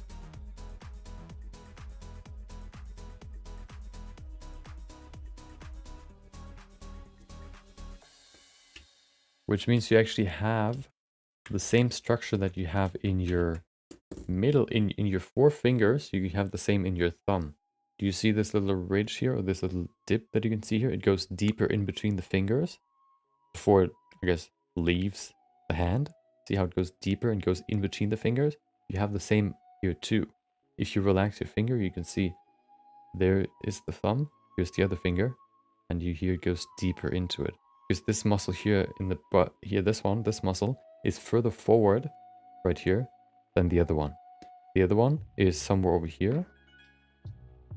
But this one is further forward. Okay. Which is also the one that you can see right now here. Do you see this one? This little bump. There you go. That's the muscle. It's flexing. I'm flexing my thumb muscle to you. That's the one right here. Okay.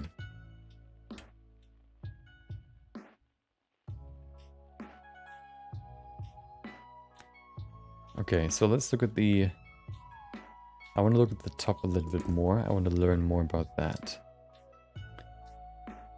So this is the top.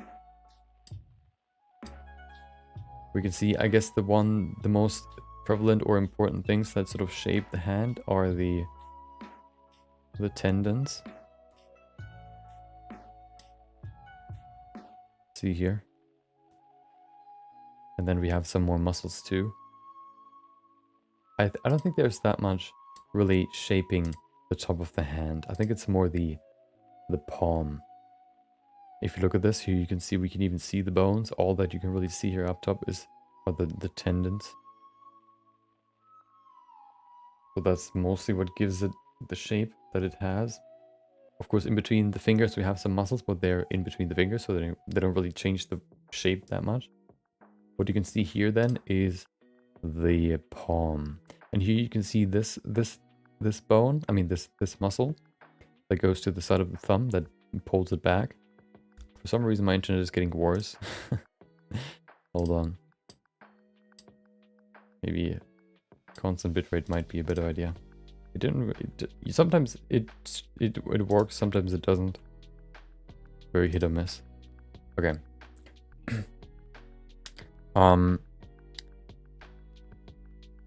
Hold on. Excuse me. One important thing here is that you can see these this little triangle here. I think that's the first layer of the palm. There isn't really that much volume in between here in the middle of the palm. There is only really the tendon that then splits up into multiple, I guess, or they're just connected for some reason. And then underneath that we have the muscles that connect the different fingers.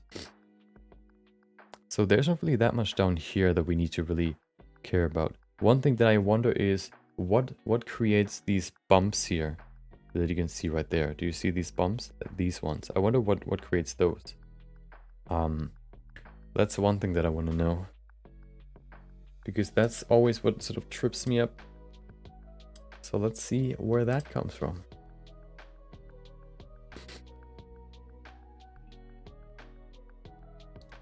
Here's another image. Here you can see these muscles again. This one's really good. I want to save this one. Oh, well, I just closed it. So with this one we can see, let's see.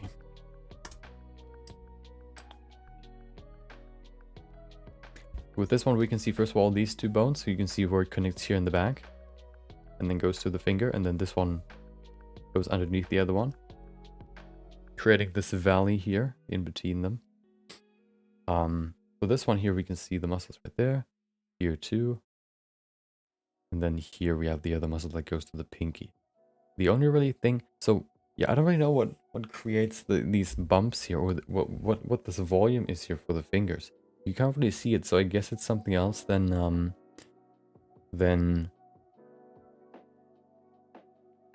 it's something else than muscles. The one thing that it can't be is bones, because if you kind of look at it, it squishes together if you close your hand. So it can't really be bones. It must be something else. Maybe just, like some sort of pad. What if I just Google padding in palm of hand? Hand and finger protection. Nope, that's not what I wanted. I don't think I'm gonna find what I'm looking for here. Maybe, let's see. Oh, what is that? Terminal finger pads. Handline metacarpophalangeal interdigital pads. No, yeah. Metacarpophalangeal. Okay. Metacarpophalangeal. Metacarpophalangeal pads. Joint synovial pad fibrotic proliferation. What? Metacarpophalangeal joint synovial pad fibrotic proliferation in 63 horses. Hell yeah. I think I'm getting closer to learning about hands, you know? I think we're getting closer here. That's probably the most complex name I've ever heard in my life, or the most complex sentence I've ever said in my life. Okay, well that's not right. Let's go back. Menzurner, nope. Did I just learn a name that doesn't really exist? Seems that way. Interesting. Okay. Palm pads and flexion creases plotted on radiograph of hand.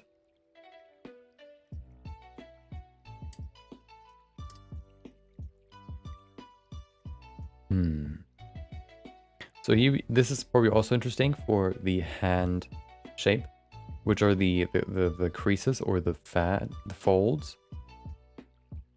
How they shape. We have one that is sort of round around the thumb, and then we have one that goes sort of over, like, you know, from one side to the other.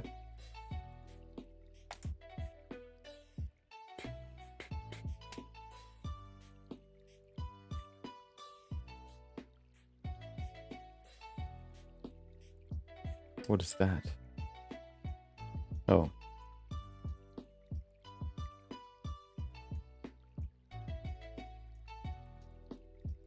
Mount in palmistry. Palm reading? Nope, that's not what I wanted. Yeah, so I guess those are all the muscles that you really need. What is the soft part of the palm called in English? Oh. Let's see. Might be, and I need you to hear why you needed this term. The thenar eminence. Interesting. The thenar eminence. Okay, but that's not interesting. So I guess it's really only some sort of padding that is there for a reason. The reason is still not clear, but now we know that it is there. Well, we knew it before, but who cares, okay? Let's go into sculpting again. So, one thing to note. Because the bones at the top are basically the surface, or the one that shapes the surface of the back of the hand. The back is quite flat in my observation, you know. So we need to push this, make this flatter. That's better. One thing that I also notice when you move your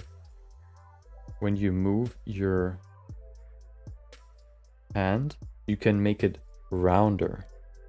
So if you do something like moving your small finger forward, do you see how this bone rotates too?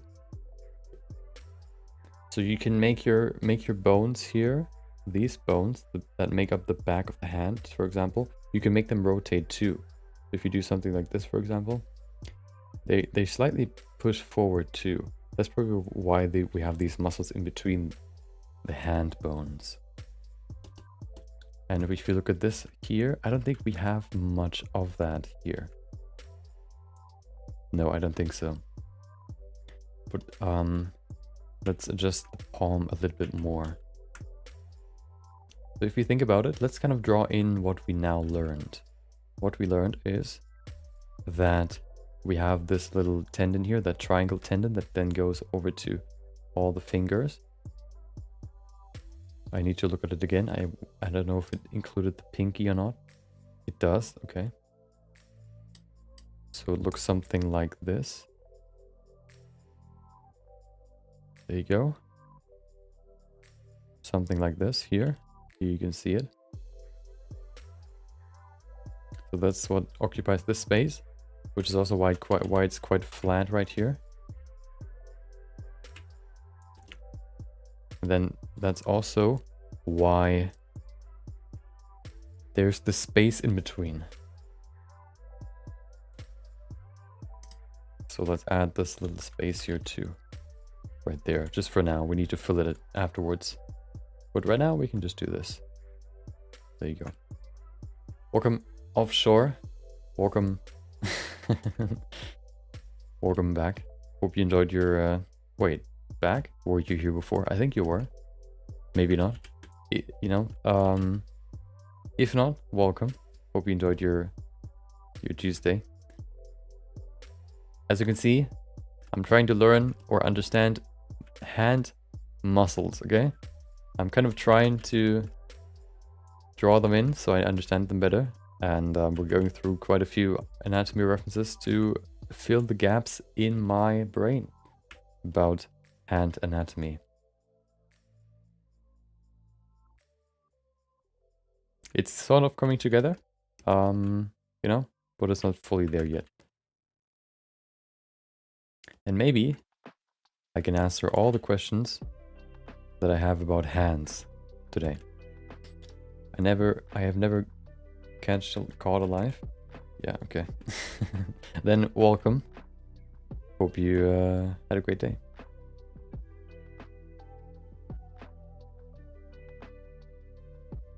Witness learning. Yeah, we've done one learning week actually. The first week of January, where we learned about the eye anatomy and what makes eyes realistic, or how you create realistic eyes. And this is not a realistic hand anatomy, I guess, week, but at least it's a day. So maybe, you know, you can learn something too, if you want to, you know. Okay. So I think the shape overall looks pretty good. Maybe a little bit too thick here at the bottom, so I'm gonna push this in a little bit. Probably doesn't need to be that big. There you go. That's better.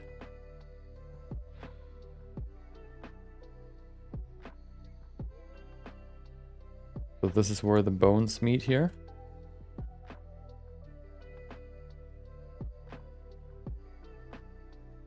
It looks something like this. Looks kind of weird right now, but it still doesn't have any fat pads, okay. I think the fingers themselves look pretty okay. I'm gonna look into them later. Actually, I think we can slowly get into them. One question that I have is why is there this slope? That's one more question that I want to answer. And where does it end? Let's see. Oh, that's why. Wait. Hold on.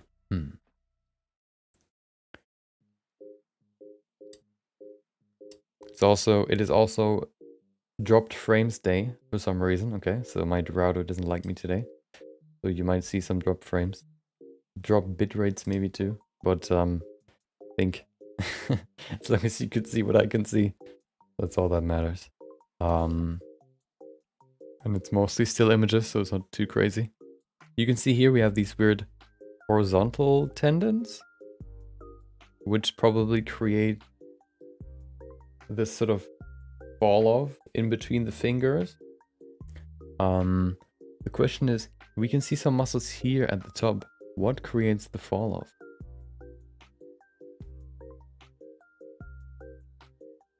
Truly only just started learning about the sculpting mode as a whole approach. But now I think that anatomy is an excellent curve to learn sculpting along. Maybe hand anatomy might not be the most beginner friendly thing in the world, but you know, you're welcome to you know, to join.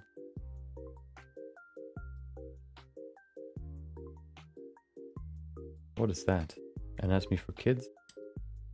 I don't need colors. All I need is hard graphs, hard lines, hard black and white lines. Oh, there's one. Yeah, what is this webbing? 10. What is 10? Okay, okay. What is 10? Please tell me. Looks so weird. There it is. What's 10? Interphalangeal webbing. Show me. Why is the I a 1? We're not here to give them internet nicknames. We're here to learn about anatomy. Show me, please. Interphalangeal webbing. Well, that's not what I wanted. They're not supposed to be grown together. Why are there so many weird images if I just want to find...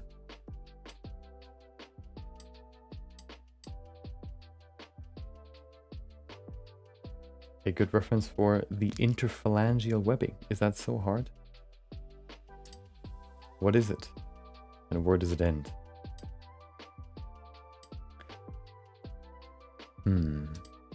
One thing that I always miss for these sort of hand anatomy references is one that sort of shows it from the front. I think that is very valuable because you can...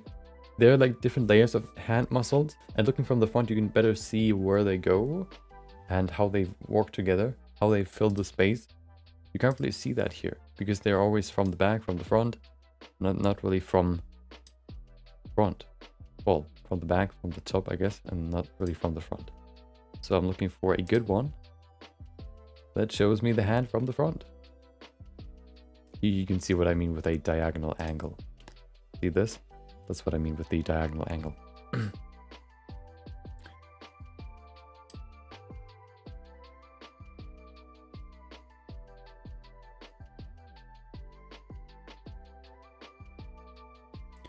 What about this one?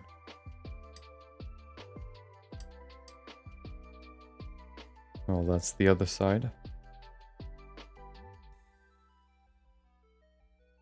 Or what also helps is if you can see only certain muscles, not all of them together.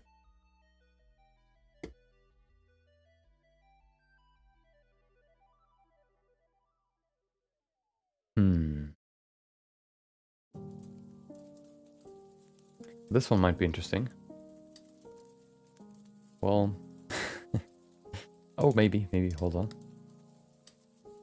So, no, you can't really see anything here behind them. So what creates the dip here?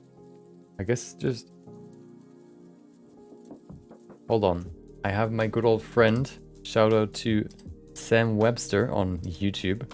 Sam Webster. So if you're ever looking for a good anatomy reference guide, just look up Sam Webster and then any part of the body. Let's look for hands. Hand and wrist bones and muscles of the hand. Forearm muscles, nerves within the hand, arteries, nerves of the upper limb.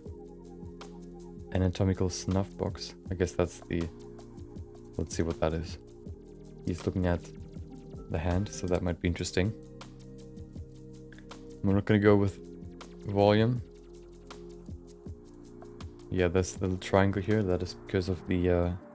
oh, that's the anatomical snuff box. The palmar interosseous muscle. Wait, what? Hold on.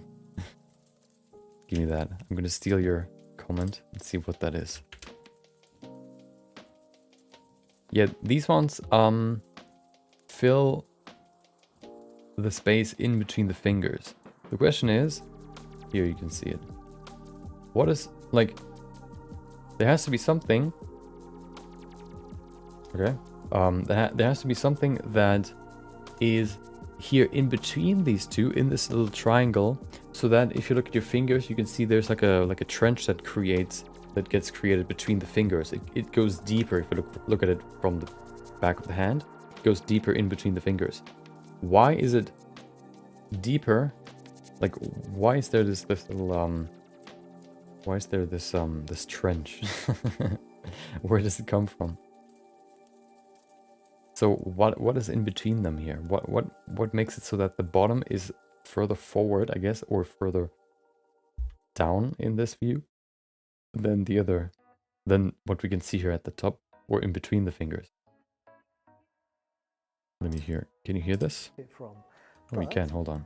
Clinically, there is some very useful anatomy here. Okay. I'm gonna set this to time speed. So while it's a very small part of the back of your hand, of course you'd love to know the back of your hand better, right? We're going to look at the tendons that form the anatomical snuff box and describe what we can find here. There are bones, there's an artery, there's a nerve, there's a vein, all in this little spot. The most difficult bit for me when we're looking at the anatomical snuff box is remembering what these tendons are and which is which. There's actually three here. There are two that are obvious, but there's actually a pair of tendons here. So first of all, we need to consider there are two. They sort of split. That's flexion of the fingers and extension in the middle. Fingers, and that is abduction and adduction, right? Yeah. The thumb has the same movements, but the thumb is considered to be on a plane at 90 degrees to the fingers. Yeah, 90 degrees, of course. The thumb is that. Extension of the thumb is that. So abduction is... I'm here in my kitchen fiddling with my hand for 5 minutes. this, right? So that's I always like to call hands basically the second body of the body because they're so complex.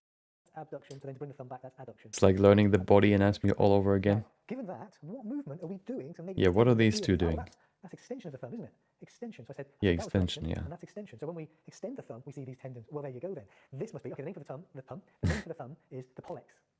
So the muscles that move the thumb are pollicis, or often called pollicis muscles. I say pollicis. I was talking about that. Isn't it just skin? Fascius? Fascia? What do you mean with isn't it just skin? Oh, you mean, yeah, but why is there skin in between the fingers? That's the question that I have. Why is that there? And why isn't just, like, yeah, why is there this little webbing here? Why isn't just ending, like, you know, I don't know. Why, basically. So be mindful of what I say. And regional dialects and stuff. Anyway. But I also wanted to learn more about these two because these are interesting. So these must be extensor pollicis muscles, or tendons of extensor pollicis muscles. And if there are two of them, one's probably short. I think you can hear it, right? You should be able to. So one of these is extensor pollicis brevis, and one of these is extensor. Probably a little bit laggy. Now, which is which? Well, I apologize. Okay, so this tendon is running down here, so we can palpate the muscle. Huh. But it doesn't seem to go very far. It hasn't got very far to go to. So this must be the tendon. Yeah, this one's a short one. Whereas this tendon, this is running to the forearm. It's got loads of room to go into. This then is going to be the tendon of extensor pollicis longus. This is the really long extensor muscle of the thumb. Now, I said there's two tendons. There's actually two tendons here. So the other movement, so if that's extension of the thumb, I'm moving there from extension to abduction. And I can feel, you can feel this yourself as well, right? That's really cool. Those are the muscles that go into the middle. As you move to abduct the thumb, you can just about feel there's another tendon here up against it. Didn't we have some sort of liquid that was around the articulated parts? Hold on. Welcome, Hustler. Hope you enjoyed your Tuesday. Natatory ligament. Oh, well, we've seen that before. Hopefully this is not TOS. I don't really see what that is supposed to be, so let's say that's spaghetti, okay? What does it do? Or why does it exist, basically? And why is it not visible in so many anatomy? Yeah, so that's in between the fingers. But what does it do? Show me. What does it do? I need to know. Wheelless textbook of orthopedics. Okay, show me. The superficial transverse metacarpal ligament. These ligamentous fibers extend between the web spaces of the digits, lie immediately beneath the skin, and helps create web space. Why do we need web space? We're not on the internet, okay? Digital nerves and vessels pass deep or dorsal to natatory ligament.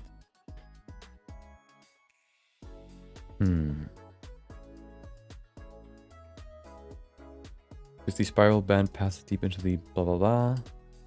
The aneurysmal bundle will be drawn to the middle if either the natatory ligament or the spiral band become contracted.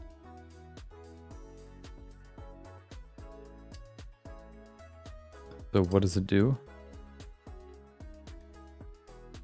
Connects the MP volar plates together. Well, that's too much. I'm not that smart, okay? I need something else. What do you call this? Like reason? It's not the reason. It's like, yeah, I guess it holds them together. Yeah, that's what I would think too. Oh, there it is. The German word for it. Oberflächliches Querband des Mittelhandgelenks. Nice. It's a thin band of transverse fibers of the distal portion of the palmar blah blah runs deep and transfers to the blah blah blah, and serves as an attachment point for the septa of Legu and Jivara. Okay, whatever that is. The ligament of Skoog should not be confused with the natatory ligament. Also, no, those were the muscles, right, in between them, the fingers.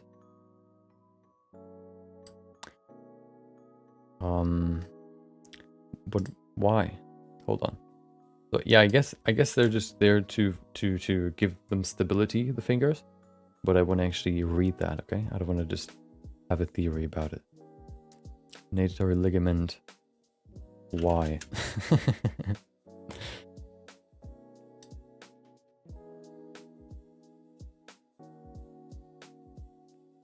Function. Retain and position common extensor mechanism during PIP and DIP flexion. Similar to sagittal band function.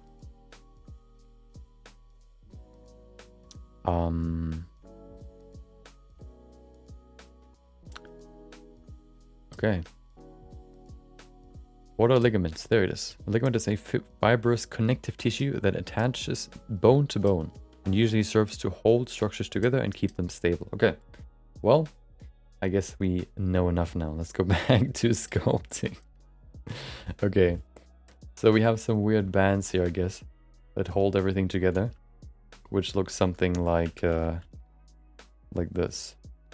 So the bands, of course, are underneath the bones, which should look something like this.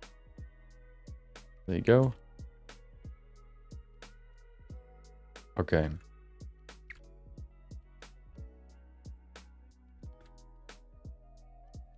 And then we have some muscles that go to the finger here too. So it should look something like this. Which create these two bumps here. Or the bumps for the knuckles. Right here. You can probably see them here too, can you? Oh, you can actually see. Do you see this little bump right there? Maybe that's the muscle right here. I don't know if you can see it. You can probably see it. So that's what fills this spot here in between and creates these bumps. There you go. Okay, it's coming together. There you go. And then on the side we have this muscle here, right? I guess. Hold on, let me see. I don't want to guess, okay? We're here to learn. We're not here to guess. Oh no, there's another one right here. Okay, there's another one, I guess. Which lies right here. Which fills this area too. A little bit at least. There you go. Nailed it. Nice. Well, we're not there. We're not at the nails yet, okay? There you go. So this one looks pretty good. We have some volume here in between them too. There you go. Okay. So this looks pretty good now. Here, what we have here, I'm kind of, I don't know what we have here. Hold on. So many tabs open, hold on.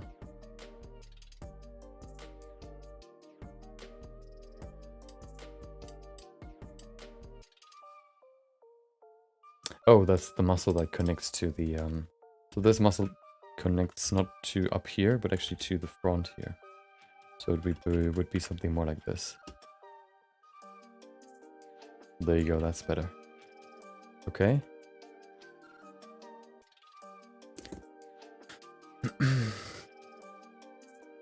And then we have some padding down here that sort of holds the, that holds all the tendons together. Right here. Which is why we have some padding down here. Like this. Okay. And then we have this muscle that goes to the middle here. It actually goes higher. Somewhere over here. That's better. Okay. We're gonna smooth everything, but first, before we do that, let's go to the fingers. I think the fingers are fairly simple. Let's look at the fingers real quick. Apparently my internet still doesn't like me. I'm sorry for that. I'm suffering as much as you do, okay? It's not my fault. Hopefully it's not too bad. So this finger should be over here. And then it starts here, where the first bone ends.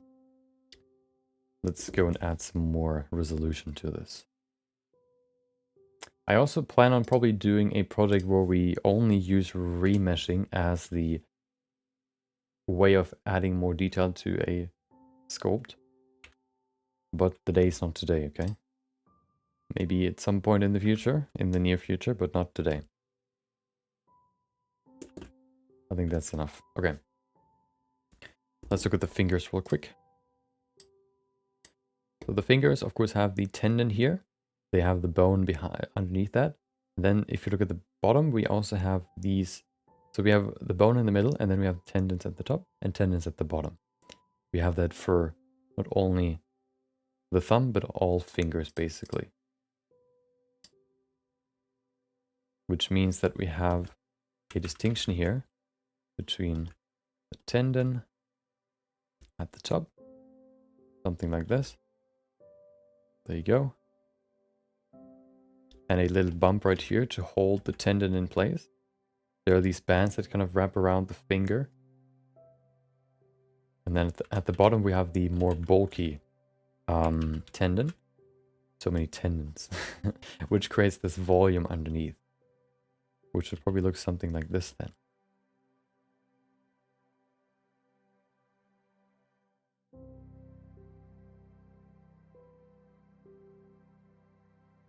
There you go. Looks pretty okay. It's also, as we said before, the bone is thinner in the middle than at the top. I mean at both endings. So we can make it wider here and thinner in the middle. Okay. That looks pretty decent.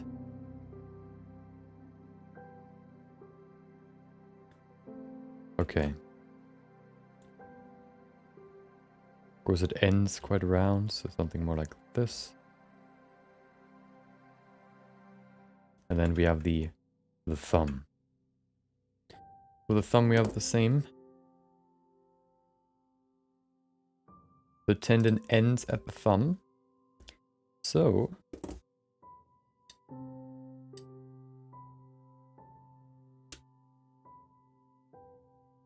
it ends right here, which is why we have this little bump here at the front of the thumb, and then we have the fingernail.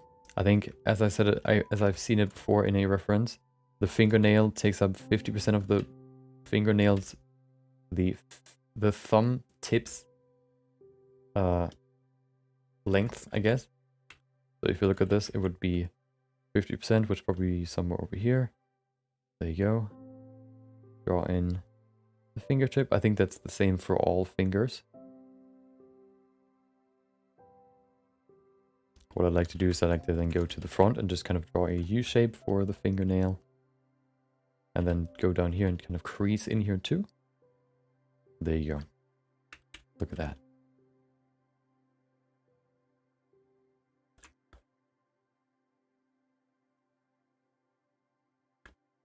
Okay.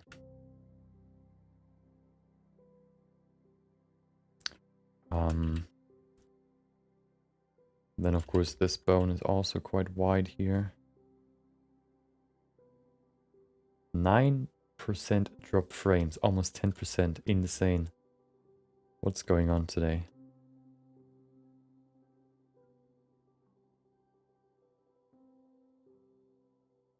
There you go. And then of course it gets thinner as it goes to the front. It gets quite a lot thinner actually.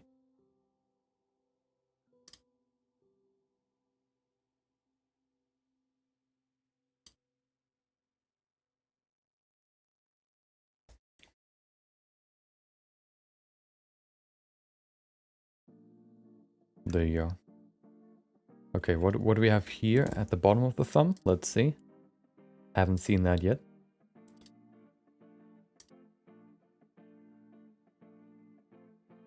Oh. The tendon basically just goes all the way to the end. So it would look something like this. And then of course, by adding some skin, adding some, I guess, like some gap filler tissue, at the end it looks pretty smooth. There you go. So this is the anatomy of the thumb. Now I know more. Well, let's see if let's see if I actually learned anything with the next hand. Of course, we're going to take all this, what we learn here for this one, and then we're going to bring it over to the next one. Let's do the other fingers. I think these fingers have basically the same anatomy. So we can basically just copy that. So we can get some more practice in here too with these ones. Divided by 2. There you go. So let's do it here too. So we have the tendon here, which is quite flat at the top. It goes like this. Then we have the bone right there.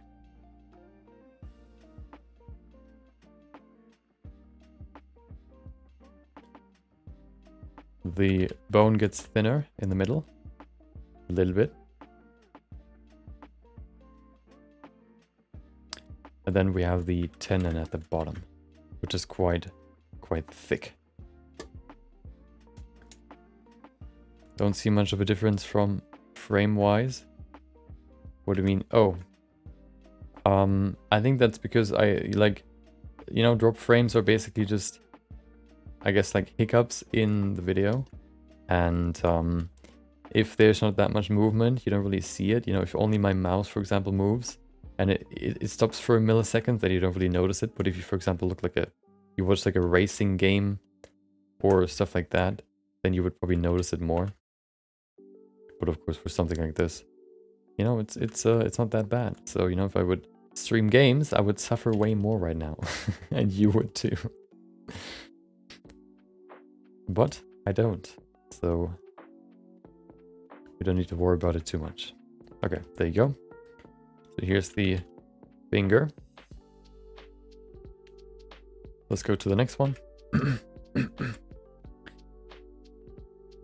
Here we have this little bump to connect the two or to hold them there. Oh, first of all, remesh.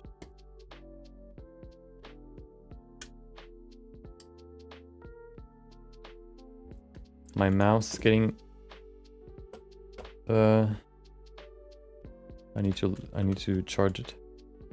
Okay, there you go.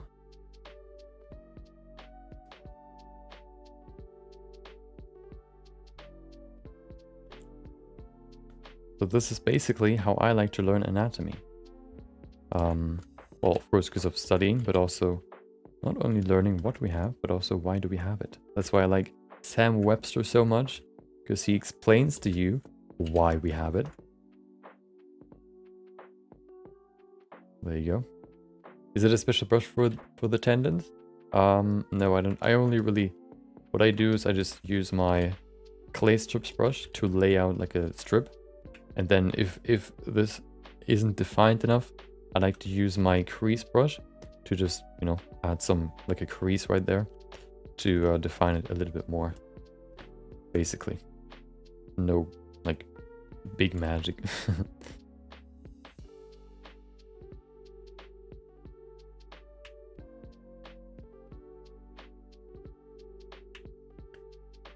Okay. And then we have the lower part.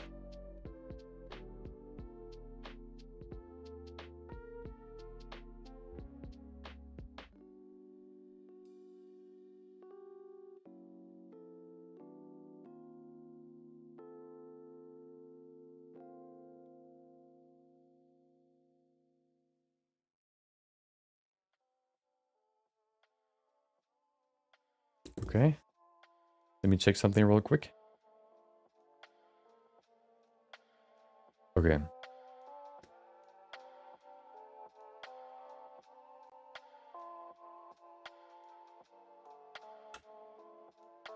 I have an interesting image here, which shows the shape of the fingers if you would cut them in half, I guess. Showing that fingers are not round. Here you can see it. So of course we have this part here. Well, this part we can see we have these two muscles. We have the wrist right here for the bones, and then we have this muscle here for the thumb, and then this muscle for the pinky. Then for this one we have still all bones here, the 4 bones, not the thumb of course because it's here. We still have this bone here for the no, we don't have the bone for, oh, those are the bones, or those are the muscles. This one's the muscle that comes from the thumb, and probably also some more ligaments. And then on this side we probably still have the muscle for the pinky. And then if we go to the smaller ones here, we can see the different shapes. For the one at the top, we can see here we have the tendon going, this flat piece here at the top. Then it gets rounder until it reaches the bottom. What fills up the bottom? It is, I guess it's the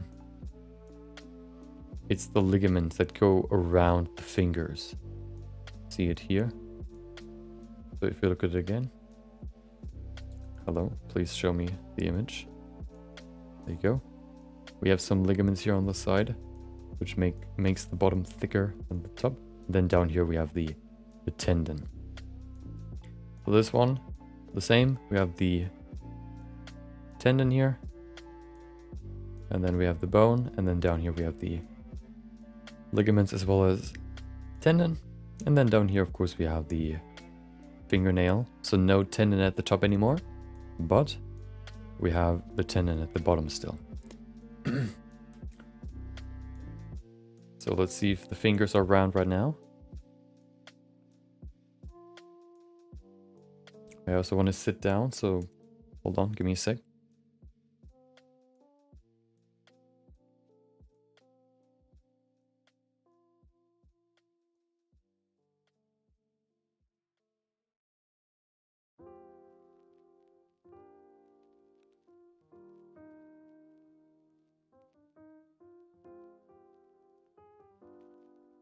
Okay. So, if you look from the top, we can see here, well, it's hard to really see. Guess if we zoom in, we can sort of see it. Maybe we can make it thicker here. I'm gonna keep it that way, actually. Yeah, I think they so far look okay. Maybe you can round the bottom here a little bit more.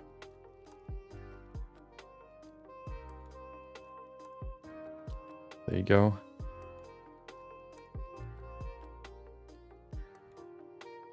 Yeah, I mainly use the clay strips brush to add volume, and then to define or refine some surfaces or shapes.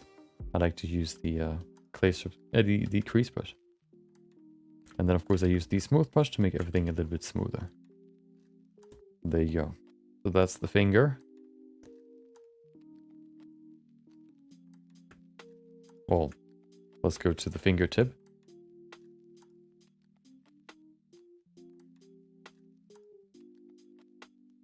First of all, we need more resolution.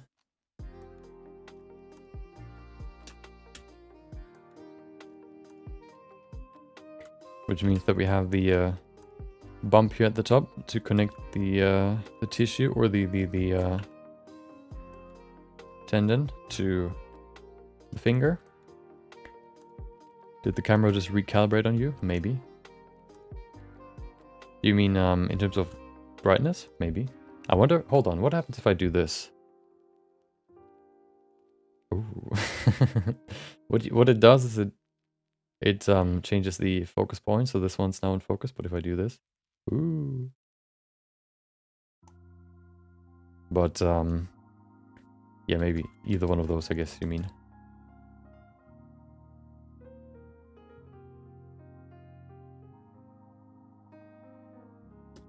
Okay. So first of all, what we can see is that we need more volume here on the sides. And then at the bottom too.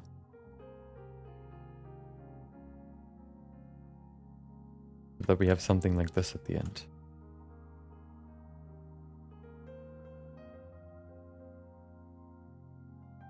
Then we have the fingertip at the top, which would take half of this length, so somewhere over here, I would guess. And then it goes to the front. There you go.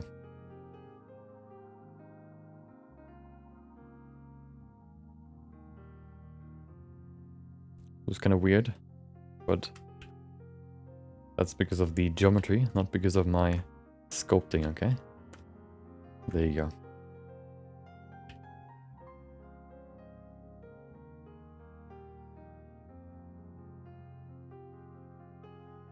We're getting there, I think. We're getting closer.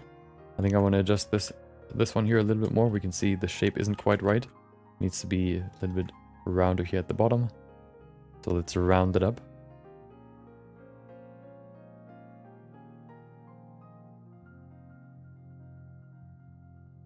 The next one will be interesting because that one is a closed fist, as you could see there in the background, menacing looking at us, menacingly.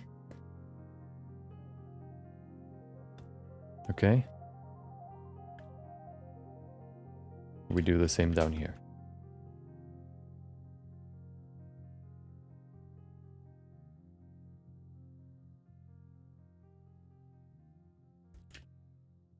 Okay.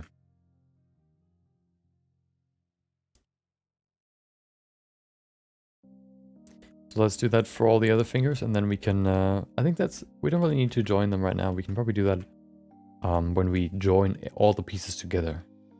That's when we finalize the body.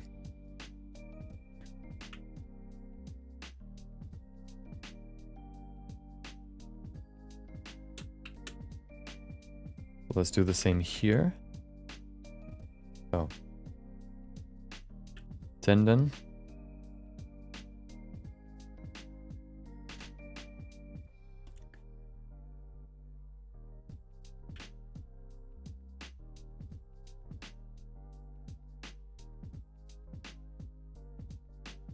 A little bit thinner in the middle, wider at the bottom.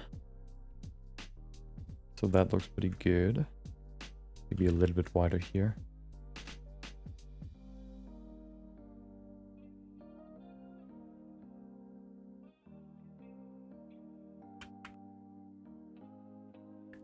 Perfect.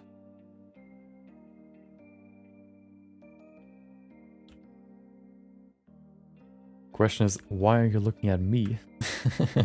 Why are you not looking at what I'm sculpting? Or you should sculpt yourself and get used to the Blender sculpting tools.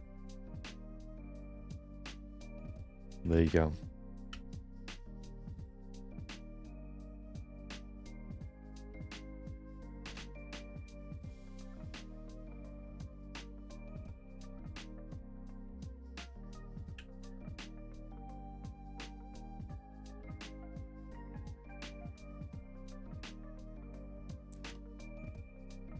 Okay, that's a good one. Let's go to the next one.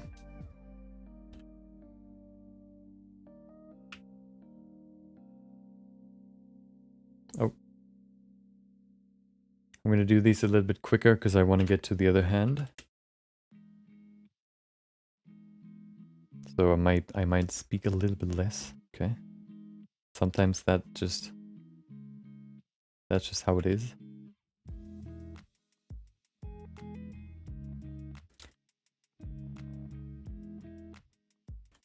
I remember when I quit Blender for a few months, when I wasn't as invested yet.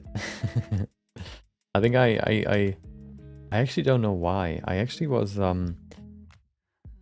maybe I was a little bit frustrated with what I sculpted, or I wasn't really happy with what I did, like my most recent sculpt.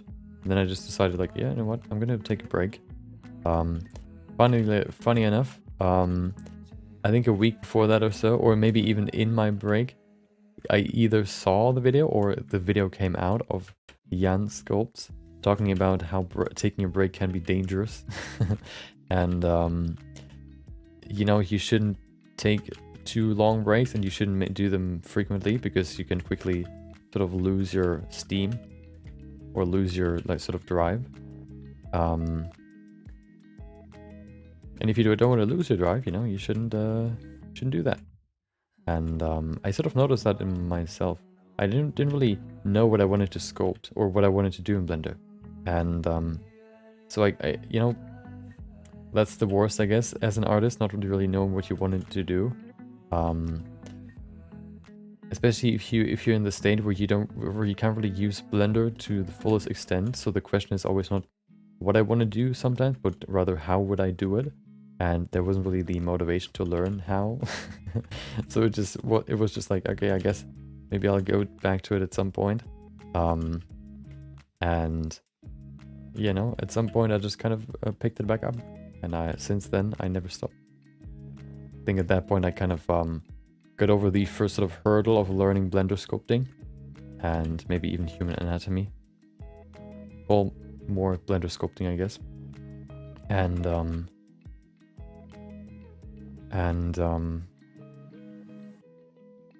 yeah, since then, I don't know if I probably did, but I don't know.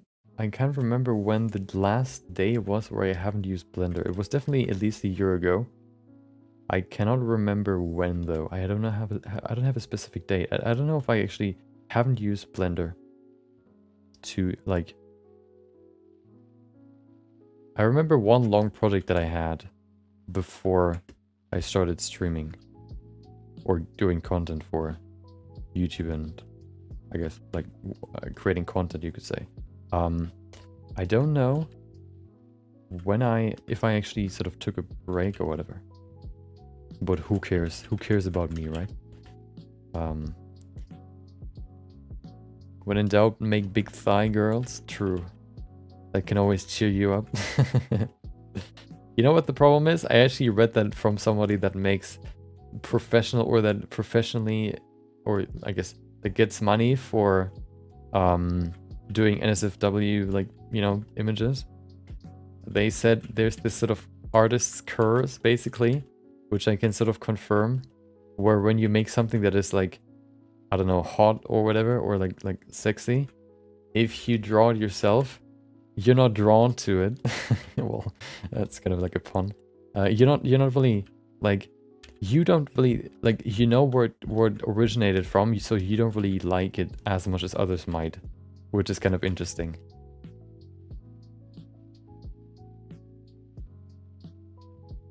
So even though you might think, oh, you know, there's not enough, I don't know, there's not enough images of Chun-Li's hands in the world, and hands are super hot, I'm gonna make my own. You know, you might run into the problem that you might not like them once you're done. Others might appreciate them, but you won't. Which was the whole point you might have started, you know? Oh wow! The bitrate or the drop frame is lower. Nice, so maybe we got over the little hump of brain fog for the router. I actually don't know if when my parents download something, if that affects the download speed too. I don't know if that's the case. I don't think so.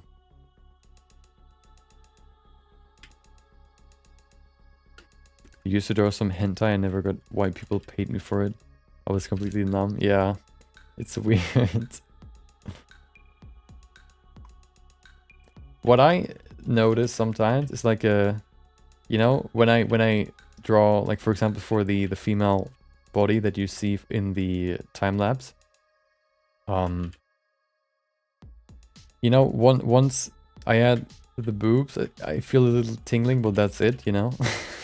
That sounds weird, but so maybe a little bit I can feel it, but it's not really that intense, I guess you could say. That's such a weird topic to talk about. When you went on vacation and did the drawing on the coffee filter? No, that was like way back. I mean, like, I think probably the first year I started using Blender, I took the break. So I wasn't really invested too much yet. I think it was when I really like started learning Blender sculpting. Used to draw some... Oh, I heard the comic artist Crumb used to get off all the time on his own drawings. Really? Welcome, Delta Apodis. Or Delta, if I can call you that. Welcome. Hard back to you. Hope you enjoyed your Tuesday. Or maybe, you know, I can entice you with some hand anatomy reference or hand anatomy studying, you know? Hands are very important. I like to call them the second, like, as complex as the body that itself. We at least, you know, learned more about the anatomy today. We're gonna, you know, what we've done here, for example, for the hand, we're gonna do for this one too. So if you, you know, want to know how or what the anatomy of the hand entails, we're gonna go through the whole thing again with the other one. A little bit quicker, hopefully. But yeah, that's what we're gonna do.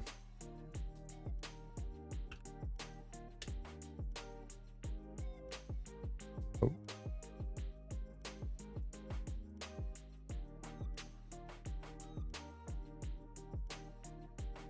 Anatomy can be boring, but it's a gateway to amazing stuff.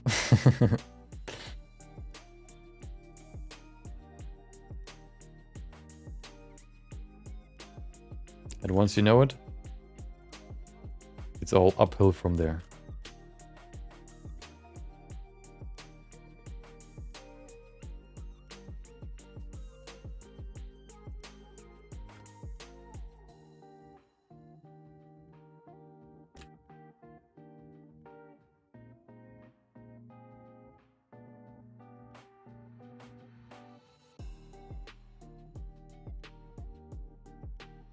I've never heard of Crumb.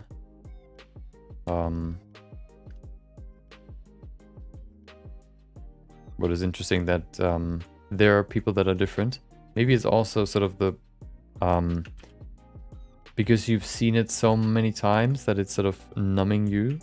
Maybe that's also the case, which is why you don't really get off on it, I guess. Maybe if you do quick sketches, maybe that's different. So if you think to yourself, oh dude, I need some good old reference right now, you know? I'm feeling that kind of way. I need some good references right now and I can't find any. Maybe if I do some quick sketches, maybe then I can I can get up on my own art. Maybe that's the maybe that's how it works. Anatomy's fun once you get it. The hand part is learning. Yeah, hard part is learning. Well, hand and hard come kind of are synonymous. Need to read more about voxel size in the remesh tab. Crash Blender so many times before I don't understand how it works. Yeah, I think how it works, the way I think about it right now, which is probably wrong, but how I think about it is that you, that it creates a grid, basically enveloping the entire, like a cube grid, enveloping the entire mesh, and then it sort of shoots, like the grid also is filled in the middle. I'm gonna show you what I mean, hold on.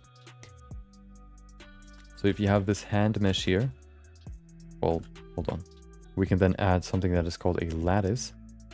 There it is, which then might envelop the hand, you know? I'm not gonna envelop it fully, but you see what I mean. And then I think, well, that's what I think it might work, how I think it might work. You can change the resolution here, which increases the, well, the you know, resolution. And then these lines shoot through the mesh and sort of define where the vertices should lie. I think that's how it works. It could be completely different. Because if I look at the... maybe. It looks pretty similar. We can see some weird geometry here, but maybe there's like more stuff going on. But that's how I always imagine remeshing. Of course, there are different ways to do it, but yeah.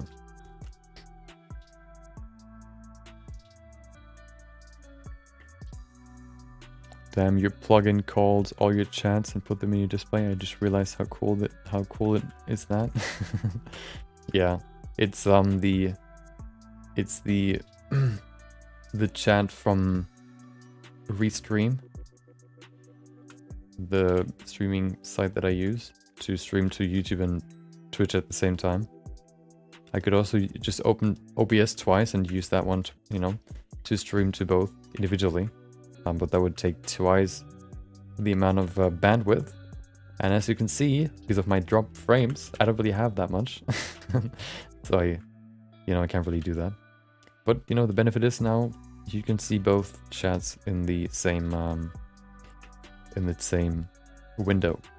The only problem is that you can't see, I guess you can't really read other people's messages in YouTube chat. For example, if somebody types something in Twitch chat, you can't really see it in the YouTube chat. You can only see it in the overlay. There's a setting that I can enable for that to work, where it basically transfers something to the other side. But it is like a huge message, because it copies not only who sent it, it also copies, of course, what they say in what time, I think, too. And then in front of all that, it says bot, column, whatever, you know? It's such a huge message that it would just completely spam the channel. And that's why I don't use it. I mean, we could try it. Hold on. I'm actually curious what it looks like. I don't remember exactly. Bot, there it is. Hold on. Relay automatically forwards all incoming chat messages from each platform to all the other active platforms set in Restream. Relay mode on. Okay, so now it should... So if somebody now, you know, writes something, there should be a bot copying it over to the other one, to the other platform. I wonder how the bot will handle emotes. Let's see. Okay, and I guess it just does nothing. Maybe I need to reload this. I don't know if I can. Did it do something? I don't know if it did. Usually I think I saw it in the it should copy it, but it doesn't seem like it does. Hold on. Oh, I also because you got because you got timed out yesterday. I think you only got timed out for 5 seconds, but I checked the Nightbot settings. I increased the caps. I guess the amount of caps you can write, or the amount of like caps lock. Does it? Oh, what does it look like? Does it look good? I can't see it. That's the problem. Hold on. I guess, you know, is it too big? Is it like is it distracting, or is it okay? Another thing is, what happens if you add someone to speak with someone? That would be another question that I had. So if you type like add Hustler, for example, in Twitch, does he see the highlight? I would guess so, but what can somebody copy what the bot says, or how it copies it to the other chat? That would be kind of interesting to see. If it's like such a huge message that it kind of, you know, spams the chat, or if it's okay, let's see. Oh, off topic. Yeah, it's not too big. I guess it works.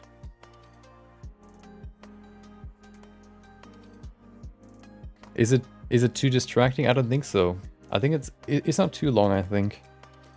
It looks kind of weird now that everything says Restream bot, but I guess that's the best solution.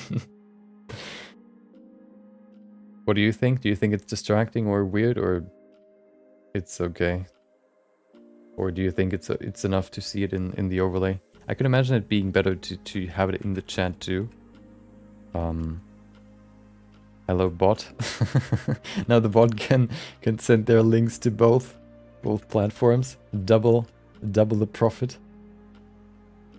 You know, 100% effort, 200% outcome. I guess. It's good? Okay. So, wait. Yeah. Okay.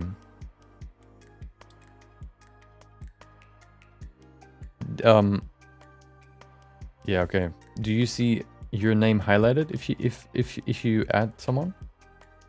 If somebody adds you, I guess.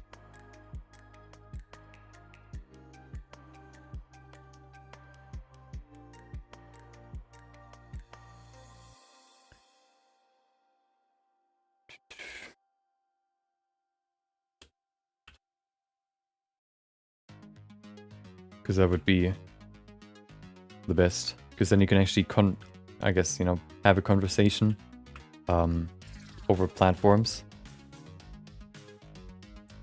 A little bit easier than just reading it through the overlay. It's more responsive, you could say, I guess.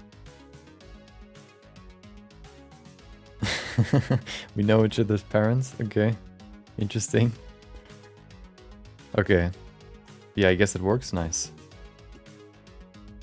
Yeah, I didn't know if it's too much. If like a lot of people say something, for example, you know, if it's too spammy, but it seems okay. Of course, you see a lot of restream bot, but I guess that's just how it is. There's no way around that. See, okay, let's see. Okay, yeah, I guess that works. I guess, yeah. Okay, nice. Yeah, I'm gonna, I guess, keep that on.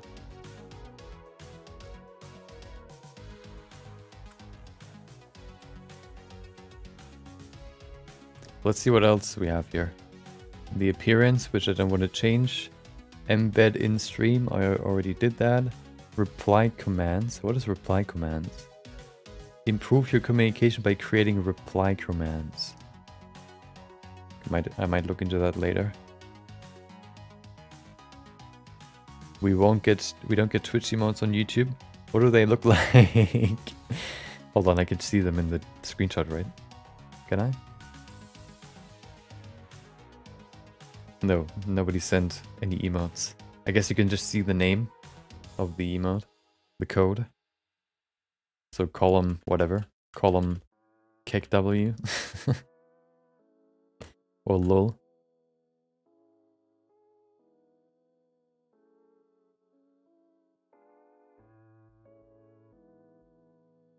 And then you would see the same on Twitch if you use an emote, like a YouTube emote.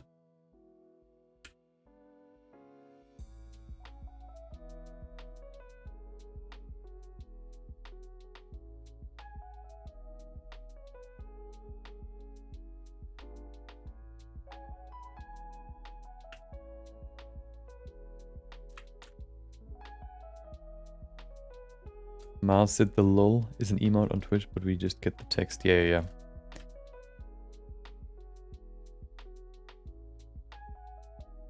Yeah, you know, that's the only, you know, you can't really, you know, if YouTube doesn't have the emote, so it can't really show it.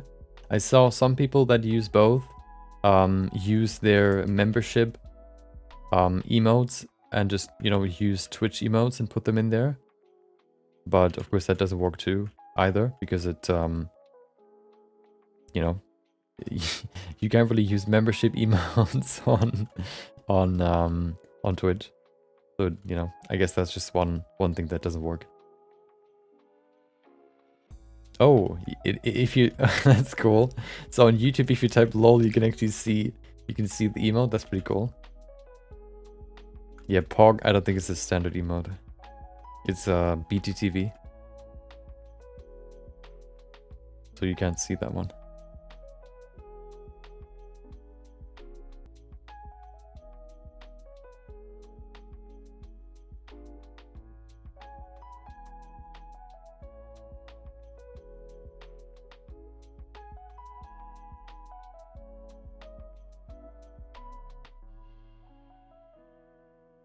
Okay, nice.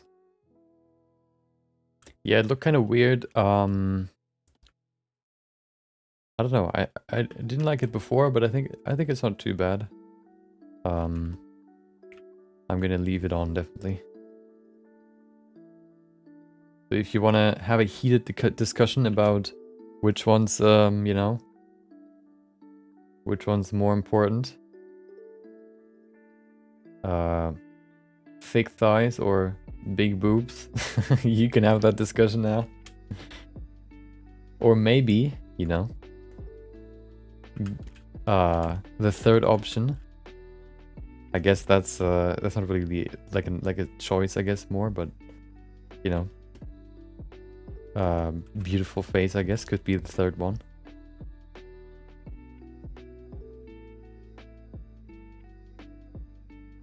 You can't really say big face or, you know. I haven't, which might be a little bit dangerous, but I also kind of go with the strategy of just going with the flow. You know, somebody writes something like an offensive term or word, I just add that later. I don't have any offensive terms right now that can get you banned, so you can write anything at least once until I add it. I've seen some lists where they also include some normal stuff like lesbian, for example, or like I think, I don't actually know what else, but a lot of stuff that doesn't need to be on that list. So I kind of want to just do it when I see it. Are you down for a private part sculpting someday? I think if I do it once, I mean, if I want to do it once and that's it, maybe I could do a stream on Discord, but that's about it. I don't want to risk anything.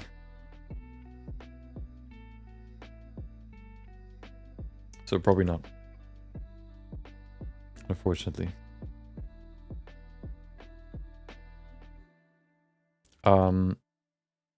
Thick thighs is the way to go. Yeah, I agree. So we're all in agreement. Wow. There's just more, you know, there's just more volume that, you know, that can change. And that makes it better, I guess. Good discussion.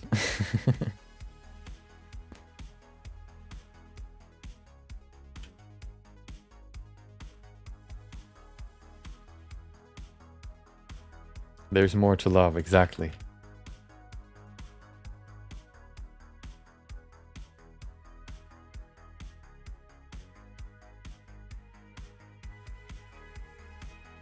The next question is, if we're already also to sleep on, if we're already on that topic, okay, now that we agree on the what do you call it? The first option. Now let's go more into detail. Almost all bodies can work for me. Oh, nice. The next question is percentage-wise. Well, percentage is weird, okay? But just like kind of distribution-wise, more soft, you know, more fat or more muscle, you know?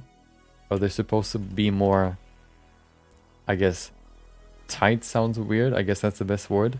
More firm or more soft? That's the next question. As long as it has a hole, okay. Maybe that's a little bit too graphic. So you're... Never mind.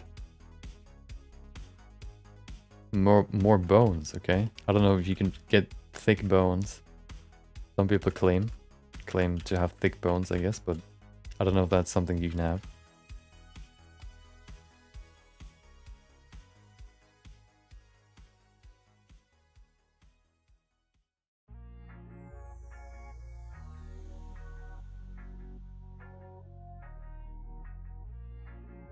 Okay, one more fingertip and then we're done with this one. Then we can go to the other one. We have half an hour left. Well, maybe an hour. Can we do this in an hour? I think so. We've done a lot of studying, so we can probably do it. Remesh. Nobody's more into the thighs covered in... Okay. I didn't, you know, I didn't want to go there. I knew exactly that you would latch onto it. When you talked about it having a hole and a pulse, you know exactly what the next step, what the thought was. Now that I mentioned it. So, you said it first, okay?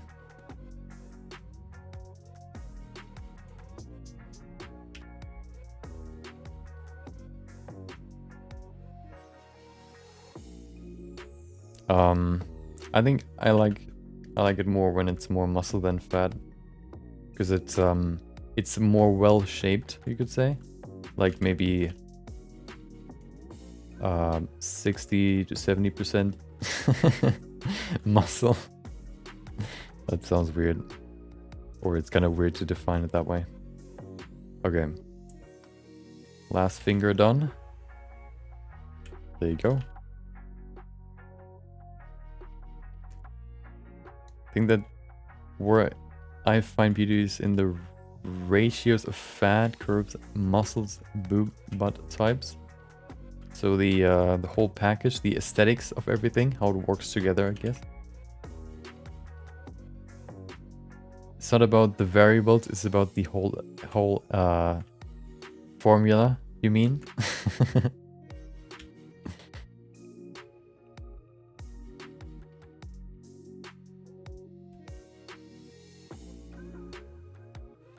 Like a hand of cards, okay. Yeah, like if you customize your character in like a RPG, you know, you might like characters more with more intellect than more strength, for example. You know, doesn't necessarily have to be a lot of strength. Maybe a lot of people like strength. Maybe you like intellect more. Maybe you like swiftness more. I don't know if that's a stat.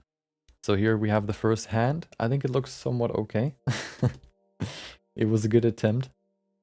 Let's go and add the rest back in so we can see some more. I think it fits well into the rest. Yeah. I think it works. One thing that I notice here is that there's a lot of room here. There's a lot of like empty space. Is the thumb too far away?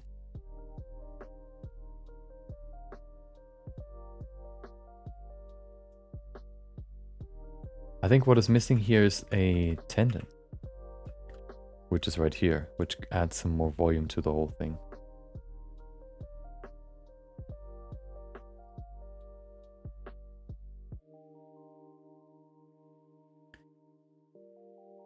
Yo? What do you mean, yo? Got a few days until vacation. Gonna try to sculpt Yuri, so I'll have to rewatch the entire Chun-Li streams to get how to do muscular bodies. You mean, is that the other Street Fighter character? Street Fighter. What is he? Y or J? Yuri? Oh, with J? Yeah. I think when it comes to the aesthetics, if we're talking about the deck of cards, when it comes to all the Street Fighter characters, I think I like what is, I don't actually know the name. It's let me find her. Characters. Let's see. Oh my god, how many are there?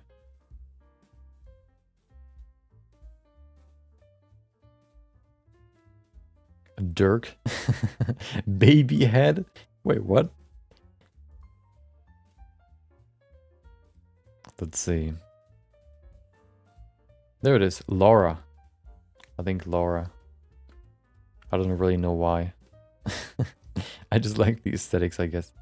She also looks like she does capoeira. I think that's my favorite fighting style. Or like fighting sport. Or the way, a way to fight. Because it looks so stylish. To just, you know, do some good old spins before you hit someone in the head. There you go. Okay. This part here looks quite deep. But I guess that's just how it is. We could maybe add some more volume here to kind of fill it.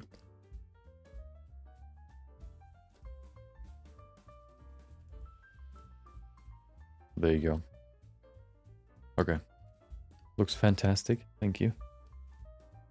There's a whole lady in here. Yep. The magic of coming in midstream. Well, we haven't really done all of it today. We've done, you know, this is basic. I think this is the 6th part now, or the 5th. Tomorrow I want to do the face, so I want to finish the hands today.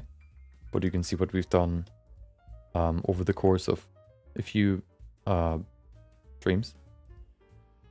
Let's go to the other hand and transfer the knowledge that we've gathered here to this one. I don't know which ones I can delete and which ones I can't.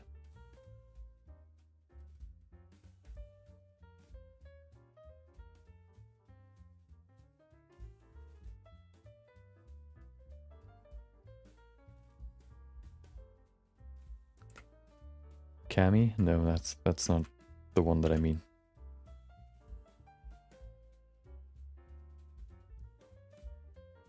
I mean Laura. That's the name that I mean. Okay, let's go to this one. So, I kind of want to... no, never mind. First of all, let's give it some more resolution. So we have this one here, divided by 2. Okay. How about I actually remesh it? Oh no. I remeshed something else. What did I remesh? I don't know what I remeshed. Something. Well, who cares, right? No, I'm scared. Okay. That should be good enough.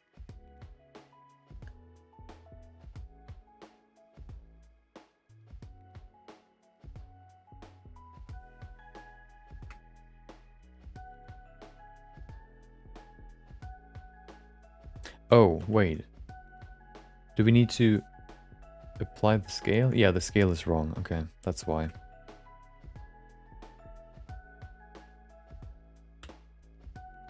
There you go.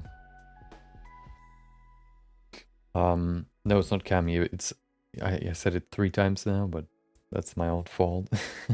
Street Fighter Laura.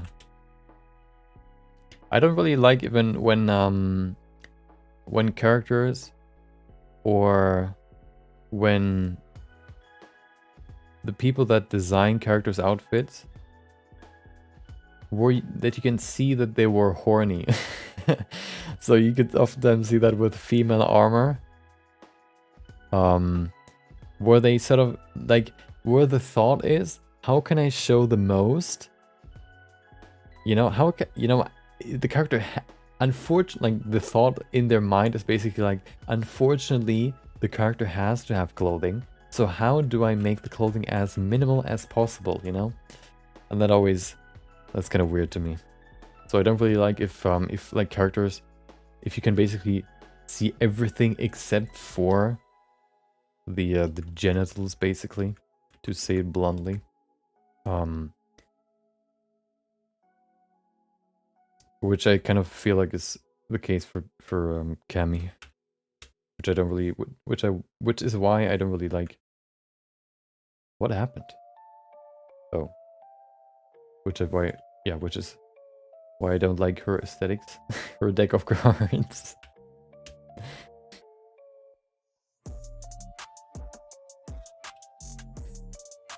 Okay, let's begin with the wrist. So we have the wrist here, of course, as always. There you go. Showing a little bit of skin is more appealing than being naked. Yeah. It's always kind of, yeah, it's actually kind of off-putting. That might be too much, but it's weird. It's yeah, if it's too much, it's kind of weird. I have some examples in my brain, but I can't really know. I know that I found quite a few on Pinterest, like designs where you can kind of recognize that, or where you can see it, but I couldn't really find them right now. But that is always like when I see it, it's like, I see what you did there. And it's always, you know, kind of Makes it cheaper, in my opinion.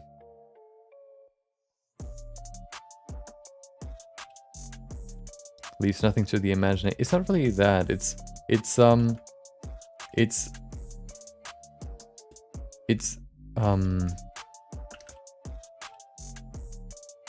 doesn't like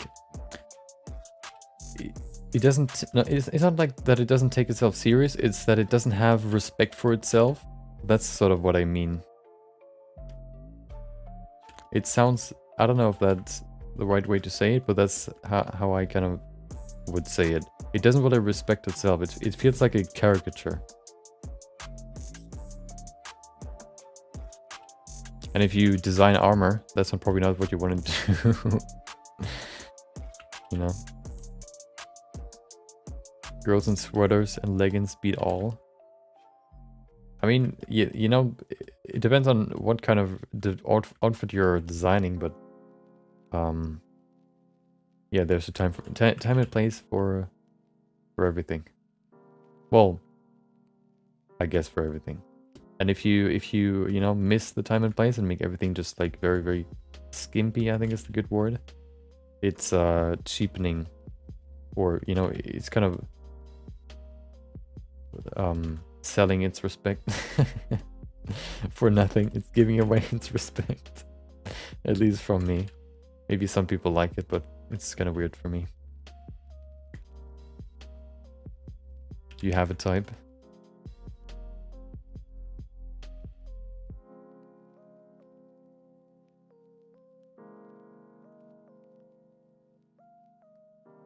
So with this hand, what we need to recognize is that with this one, we need to care more about the folds. Another thing that we can see is if we make a fist like this, there's a slight sort of downwards tilt here on these fingers.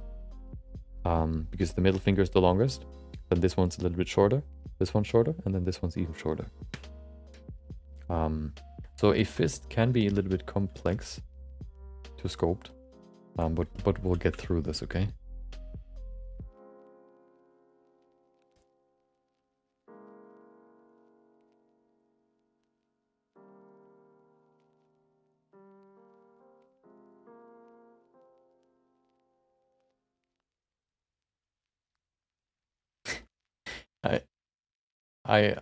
You know, we might have some more time for stuff like that next week when we finished all the quick sketches. But I thought about going to ArtStation and see if we can find, like, or Pinterest even, find designs like those. Just to kind of, you know, I just kind of want to look at them again, you know, like these very comedic, let's call it, comedically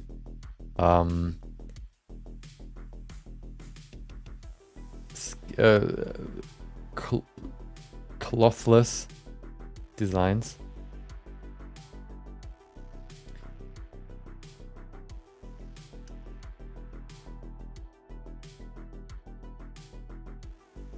So yeah, here you can see the this path that I mean that gets created if you ball up your fingers. Do you see it? There it is. This one right there. I still don't really know what it is, but here you can't really see it. But if you do this, you can see it bunches together, and that's what you can see here. What fills the space in between the fingers here.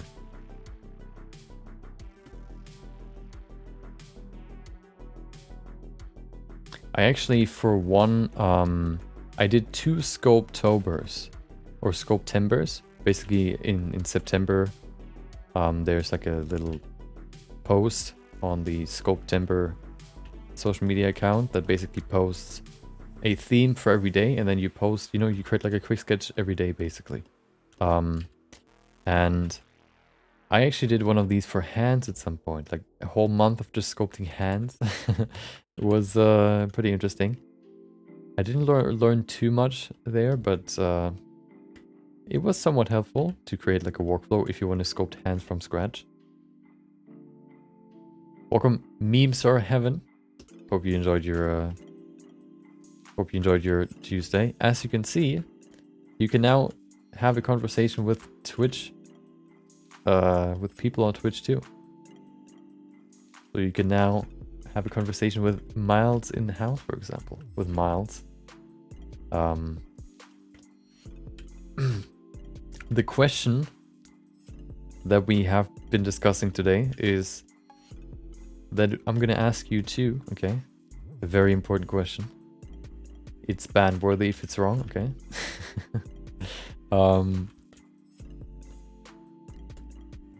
Big thighs or big boobs? What is your answer? There's no...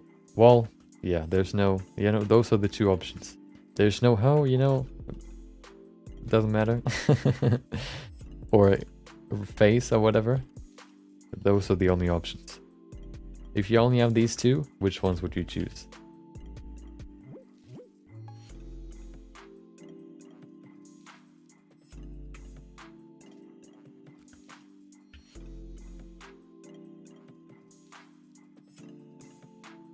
Oh, we have a boob guy, or boob person, let's say, okay?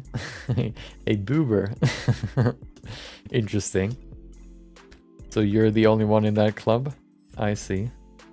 Interesting. Do you have a reasoning? Do you want to explain yourself? Or is it just, you know, a feeling? I was in that camp too at some point, but then I converted over to the other one. Booba, okay. Use a booba intruder, true. What made you commit to that religion? Is there something we're missing?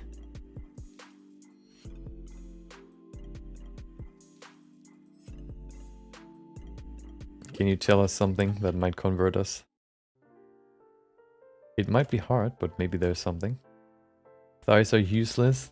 What do you mean? You mean you can't really do much with them?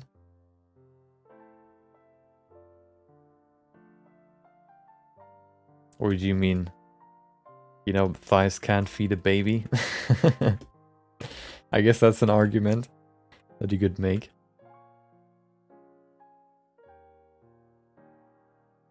So we have the tendons here at the top to going back to anatomy, right here, going over the joint here. There you go.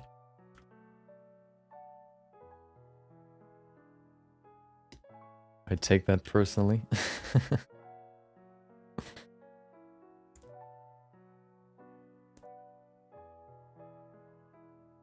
You know what the good part is? In Street Fighter, they have both. So we can come together as one and enjoy whatever we like. Perfect.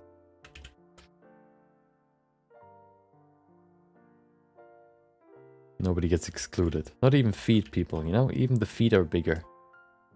See, they thought about everything. Even the feet are bigger. You might like boobs. Street Fighter characters have big boobs. Even the male ones, you could argue, you know? You might like big thighs. Street Fighter characters have that.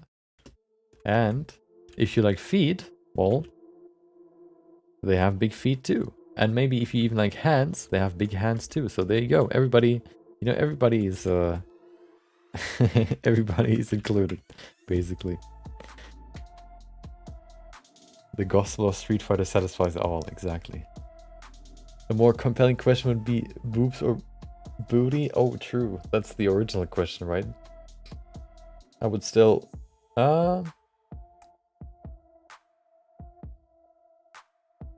So the thing is,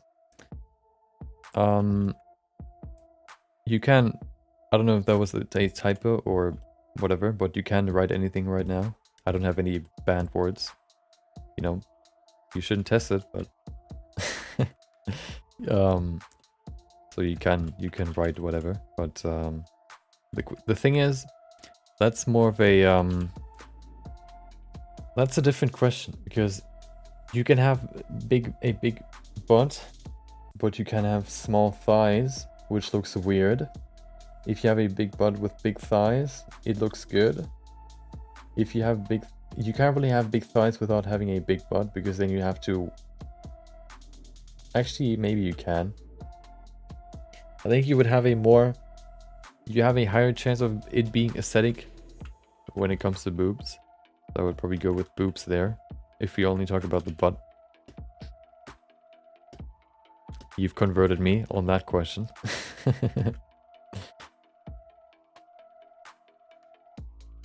I don't know about the others though. Street Fighter Sunday church every morning. Oh, okay, every morning. Interesting.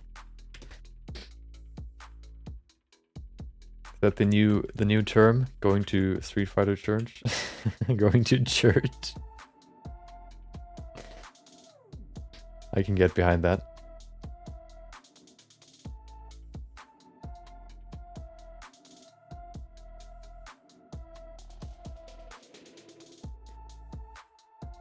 The soul. Oh, true. Underrated. Okay, we have these two thumbs here too. I mean, these two muscles. They're not really activated. So they're more relaxed here. But they still go to the side of the hand. Like this. So we have this muscle here. Or yeah, that's one muscle here. Creating this bump on this side. The bump on this side. Here. Then we have some more free space here.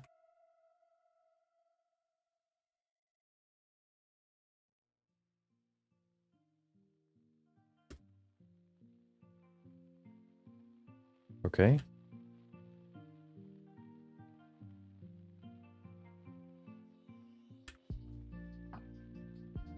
Good to go. Have a nice stream. You too. Thanks for joining, even if it was just a short one. Hope you enjoy the rest of your day.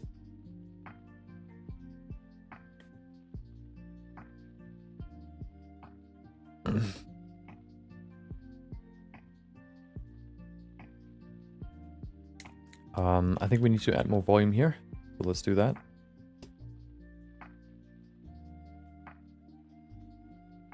Okay.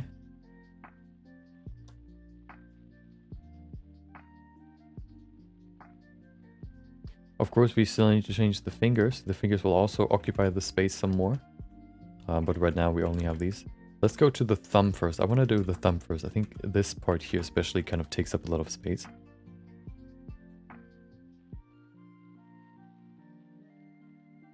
Yep. I actually wanted to be quicker, but, you know, as always, I lied. Hopefully you can forgive me.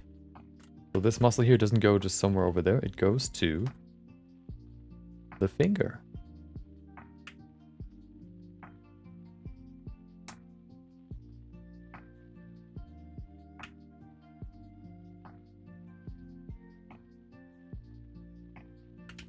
So more over here.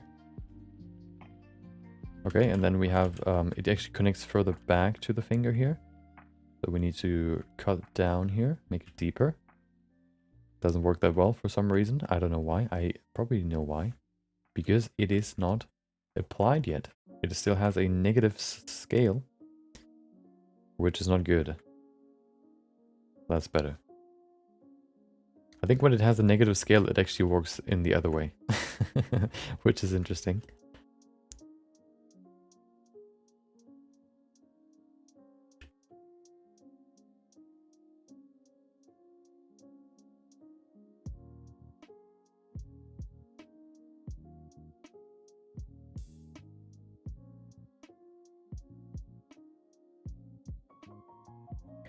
This thumb looks kind of weird, this thumb bone. If we think about where the thumb comes from, it is like a straight line from the side of the wrist right here, all the way to the tip. So this one probably needs to move a little bit further down, like that. That looks good. So then this can move over here.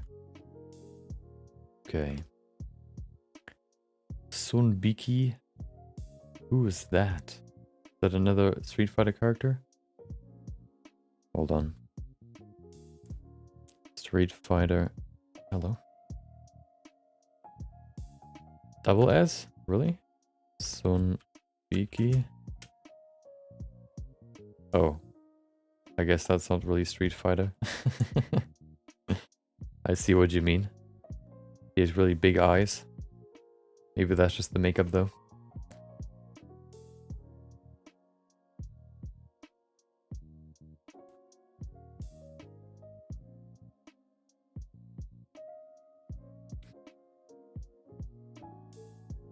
Favorite Street Fighter character? Oh. I don't remember who I played when I played Street Fighter. I think I played the military dude, not the one that has the sawed off hairstyle, but the other one. I can't remember what he's called. I haven't played Street Fighter for a long time. Let me see if I can pull up the characters. Street Fighter. You're already stalling me again. Hold on. Characters. I think I played Poison quite a lot. I really only chose them because of their because of how easy their combos were, basically. So I chose Poison, and there was another girl with like a white dress on. That's the other one. I played the tag team version, the tag team game, Street Fighter Cross Tekken, and I always chose these two as my team.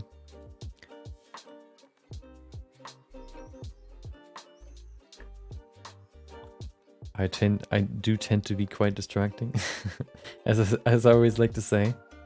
It's not your fault that you stalled me, it's my own. So you can try as much as you want. I choose to be stalled, okay? So it's not your fault.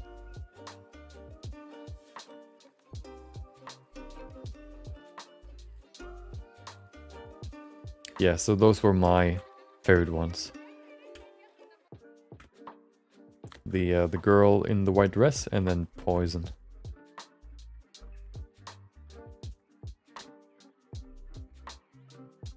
I actually at some point learned that Poison is a dude. Didn't know that actually for quite a while. Saving Sunbuki's name for research purposes. Well, when I looked it up, I could really only like find one image. The other ones were of some other person. No. As I said before, I like subtlety, and that's not really subtle. So yeah.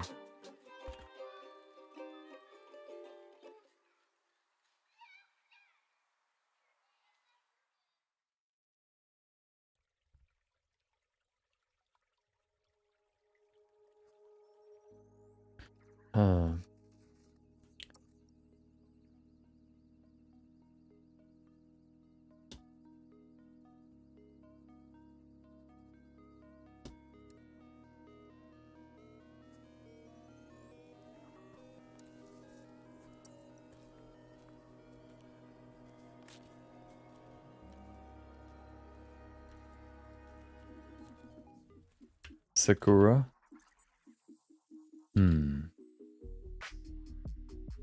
Sakura, hold on.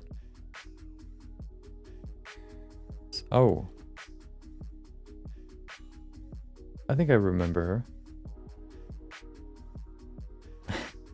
her. I think the characters that I never played were the ones like Akuma.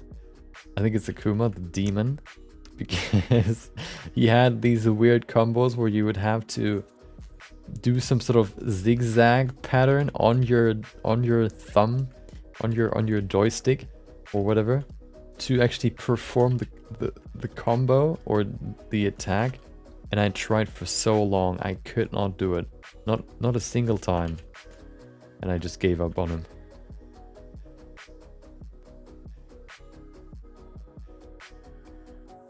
That's why I just stuck with the easy characters, because some of them I just couldn't play. It wasn't possible.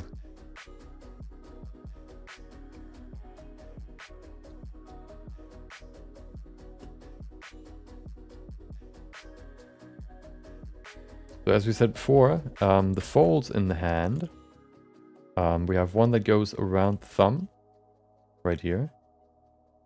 for this muscle. And then we have one that goes like down here, and then we have one that goes across the finger or the hand, which is this one right here. Which might not look perfect, but that's okay.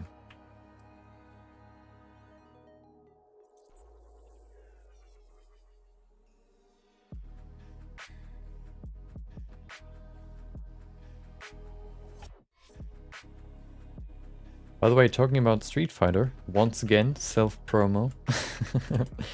This Friday, perfect for the weekend, perfect activity for the weekend.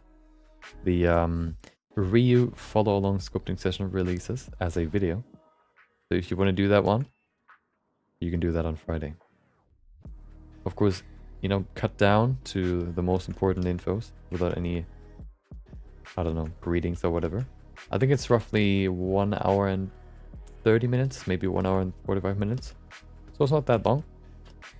So if you want to know how I sculpt Ryu from Street Fighter and you can follow along, then yeah, you can do that.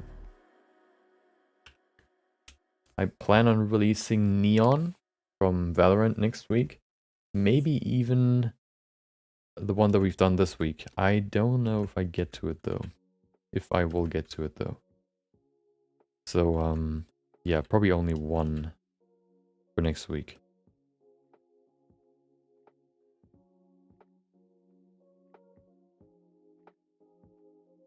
Oh. There we go. Apply scale.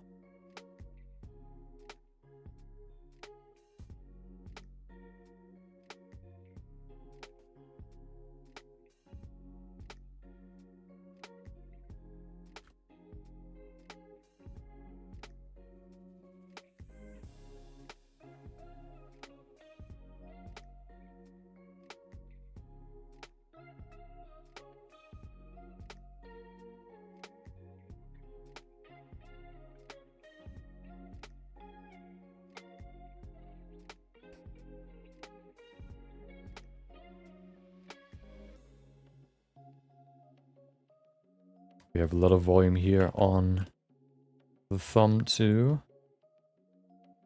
Let's add that here. There you go. All the muscle, you know, tensing up. Perfect. Same for the fingers. They also get sort of rounder. Maybe that's not enough, but that's okay.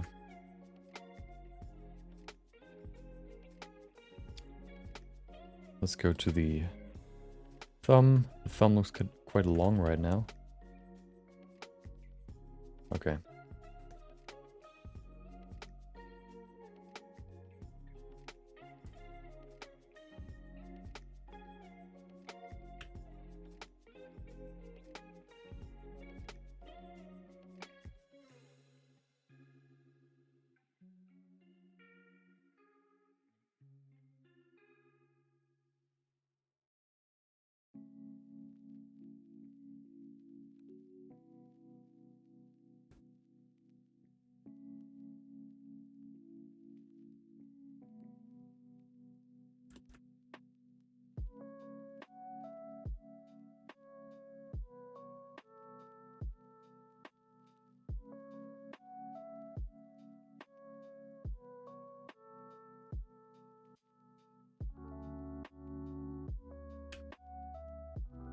Okay, let's get this done. The thumb looks pretty okay right now.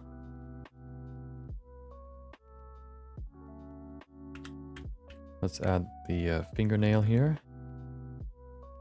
There you go.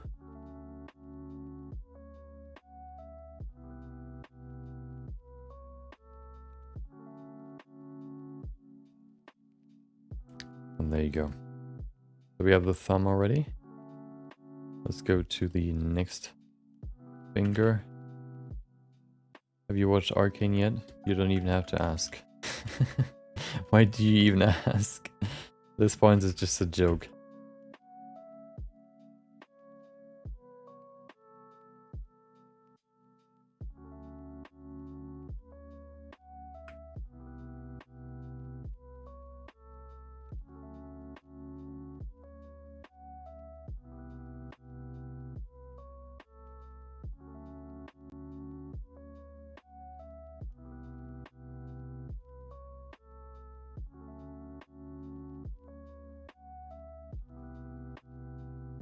Okay, that's better.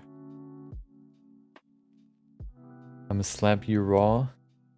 Well, come to me then. Find me. I dare you. You won't. I will expect you.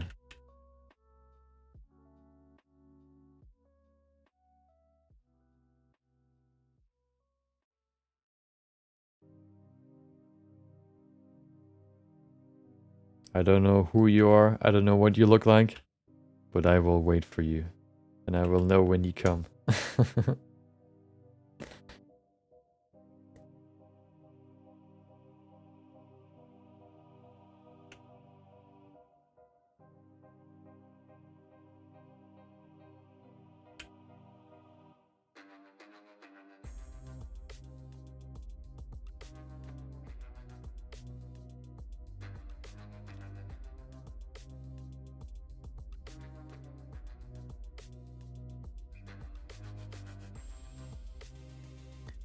That's kind of annoying to kind of sculpt through other fingers, but I don't want to hide them because I'm scared I'm not going to find them anymore afterwards in all the other objects.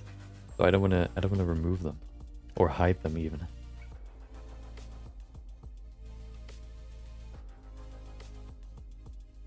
So I'm just working in fear. Paralyzed by my own by my own doing. Paralyzed by my fear. I'm in fear, and that's what paralyzes me. Okay. So this bunches up too. Let's go to the next finger. I think that's okay. We need to change this one though.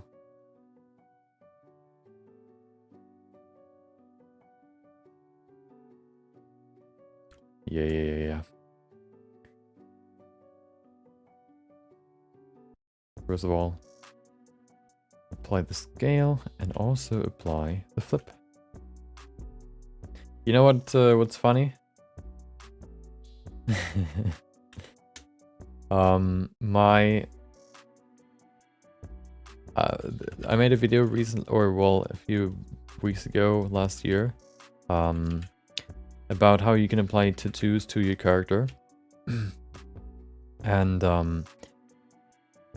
I basically, just kind of I add a texture with a tattoo to the scene where I have a character where I want to apply it to, and then you reshape, you kind of shape, you model.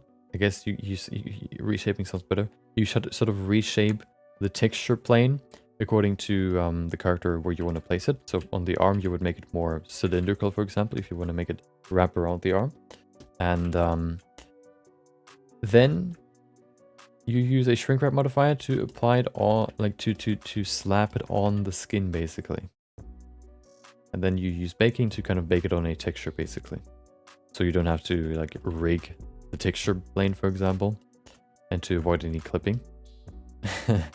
And I already got 2 people in the comments on that video saying, "Hey, you know what?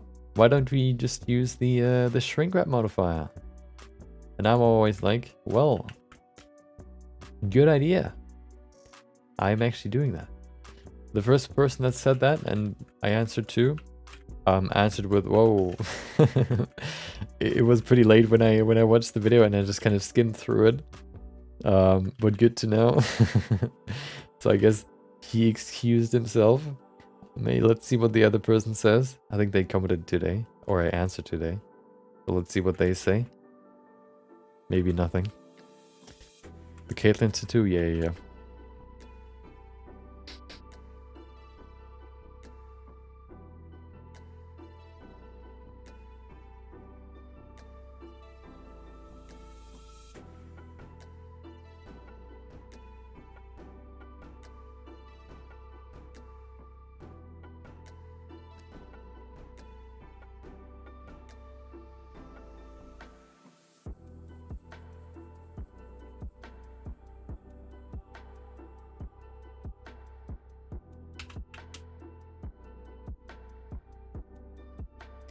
That's actually, I think, the first tutorial where where people commented different ways to do it. The other ones, well, I haven't really done that many, I guess. More explanations about certain topics, but not really tutorials. But yeah, that's the first one. I thought about doing another one of these 6-minute explanation videos about a certain topic. I'm probably gonna post a gonna probably ask in like a community post on YouTube at some point if there's like any topic that, you know, might be interesting. Thought about shading, but shading is kind of big, and I'm not like the biggest shading expert. But the good thing about these 6-minute videos is that they don't really go too deep, so it's a little bit, you know, easier to sort of do them. Thought about weight painting or vertex painting, but these ones are quite a simple topic. Maybe you could include that in rigging. So if you have any topic right now that you can think of, that you maybe want to have like a 6-minute explanation, like a broad, you know, like 101 explanation, then tell me and I'll keep it in mind. If you remember, or if you've watched the retopology tutorial in that sort of style, basically. Clothing. Well, clothing is not really... I don't know if you can cover it in that sort of way. I haven't really done that much clothing sculpting that yet. Maybe we'll do some clothing anatomy, well, clothing studies at some point.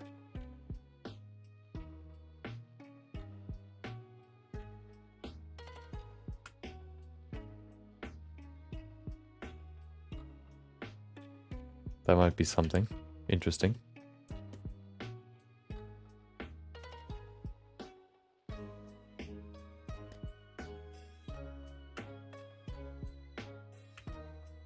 I usually just model my clothing, so I don't really, you know, I don't really go into... I haven't really done any dresses or stuff like that yet. I don't really exactly know how I would do them. Probably just by modeling them and then using sculpting. Maybe with a small mix of cloth simulations, but not that much because I hate them. And they're very, very slow.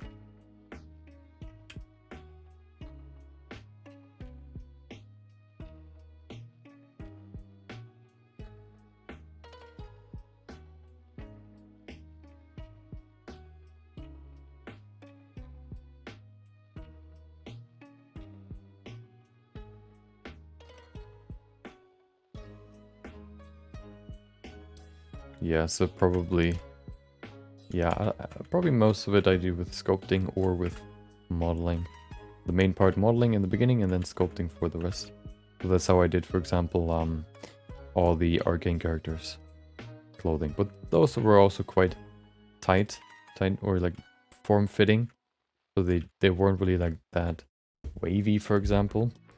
So it's of course different for stuff like that. But I haven't really done that many of those, I guess. Maybe in the past I did a little bit, but not too much.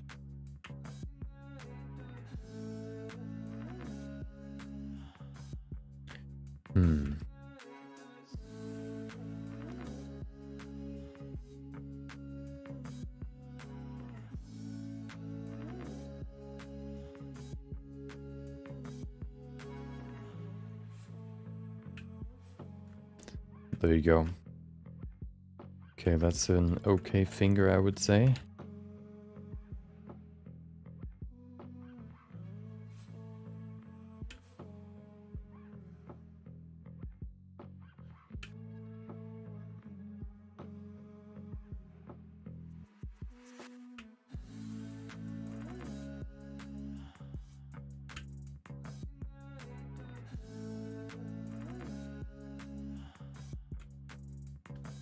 Let's go to the next one.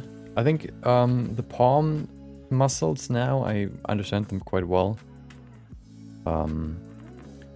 Now it all just comes down to the fingers, and the fingers can be quite annoying because there's so many of them. But that won't stop us, okay? We're gonna get through these. I'll promise you that. Let's do them a little bit quicker now. Speedrun. Speedrun time.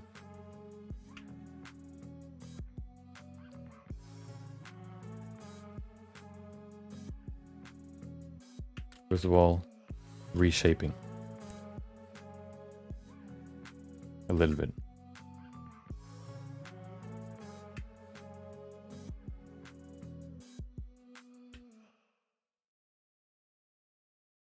Okay, that's better. Move it down a little bit. Okay. Let's begin with the big one. Apply, scale.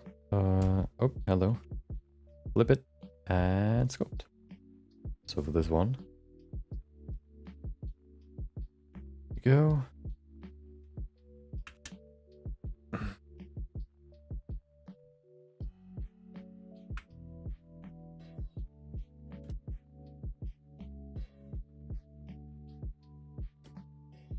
If you haven't noticed, I lifted my my camera an inch or a little bit, like a smidge. So it should be more an eye height. It was a little bit lower before, not too much. It's probably not really that noticeable, but I noticed it, or I know about it. So you know, it was a little bit lower before. So now we're more in, you know, more equal.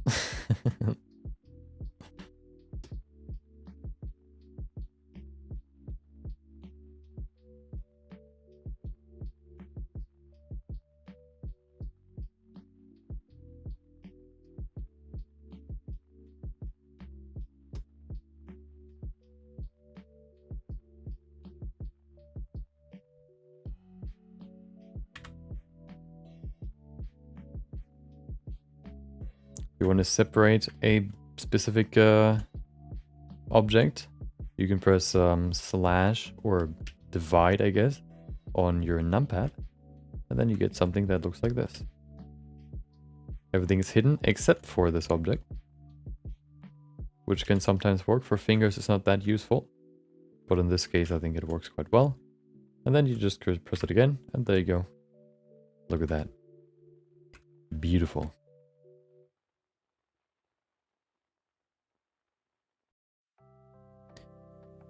Let's go to the next one.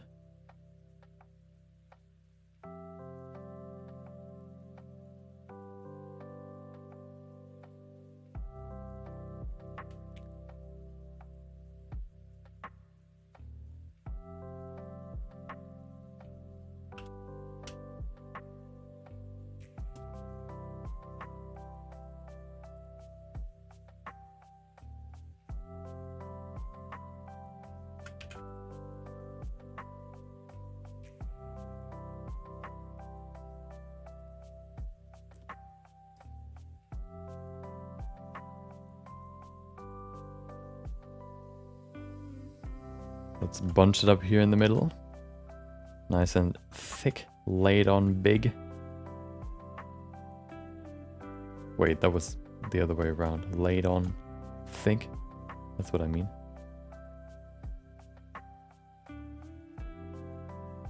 It's getting late, okay?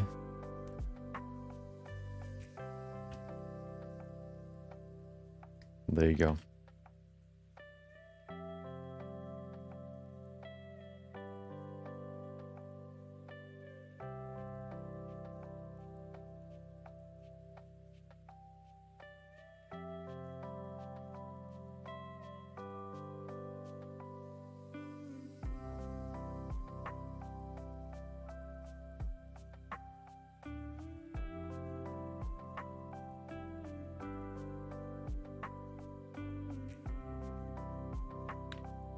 Okay.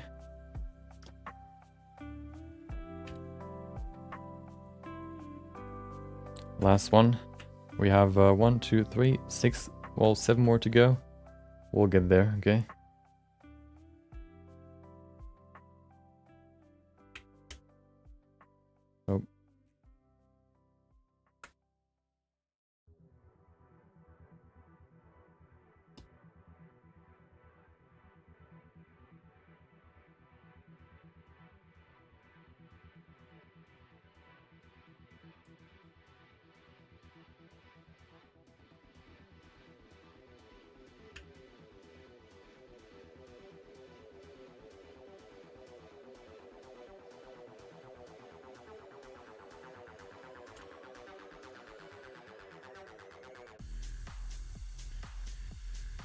Okay.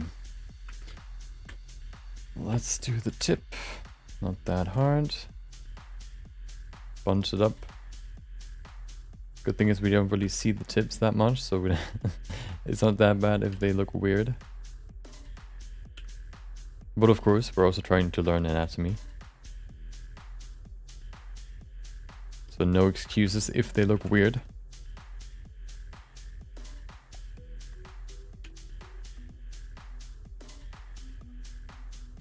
There you go. Middle fingernail.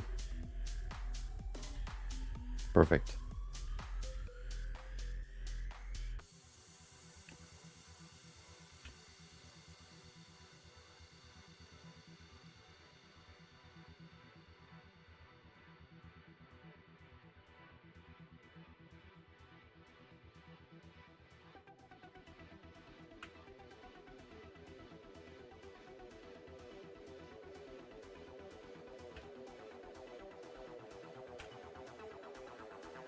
Next one.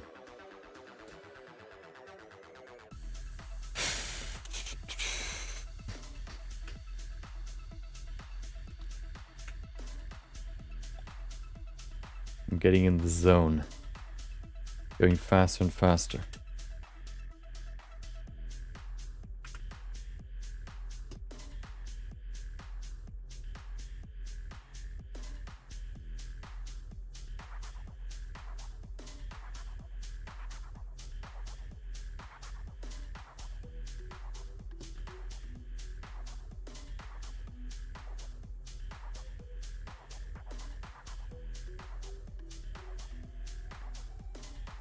Okay, there you go.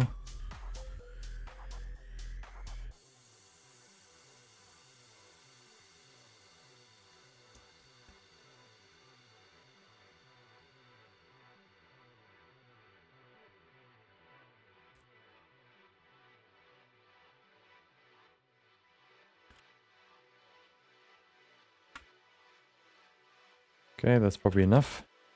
Looks pretty decent. Go to the next one.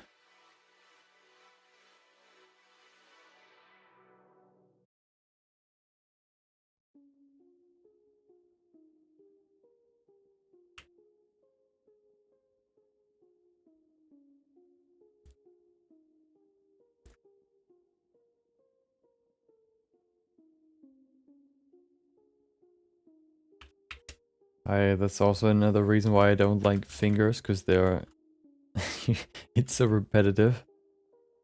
You know, you do it not only once, you do it 4 times in a row.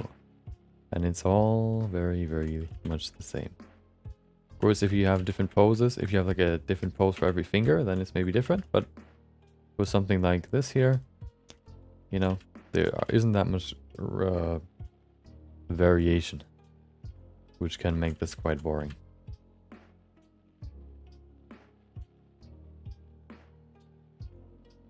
Well, that is just how it is.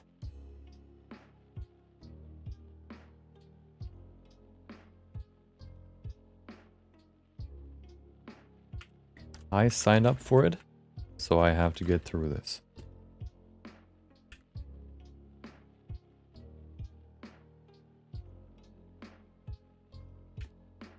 So let's do it. There are only 4 more to go.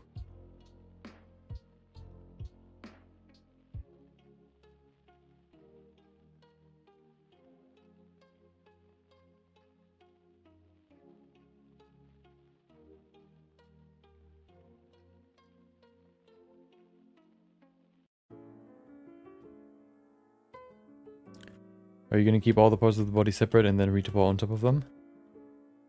Nope, I'm not going to retopologize this because I don't need to. I'm going to join them all together at the end, and then I'm going to merge all the gaps, and then I can, yeah, keep it that way.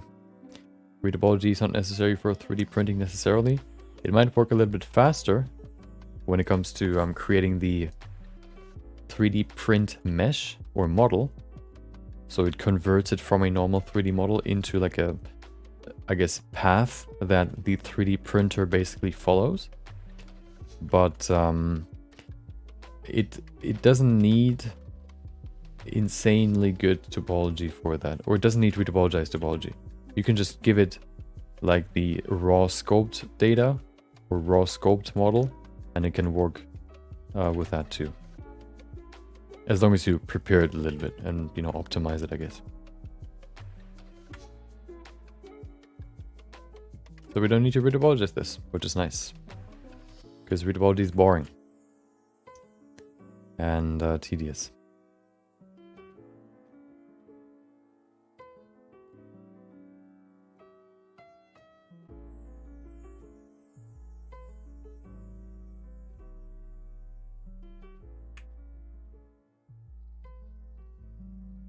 I often have so many problems with Blender, but I can't take off one for a 6-minute. But I can't take off one for a 6-minute conversation.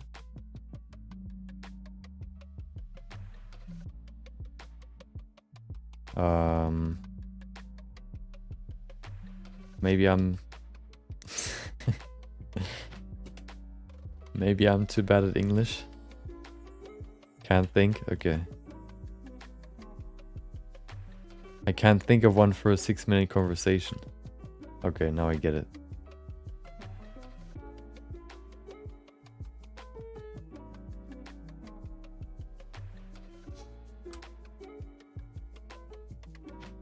Oh, okay, now I get it. I needed to think about that for a little bit longer. Yeah, you have all those problems and you forget them immediately, basically, until they pop up again.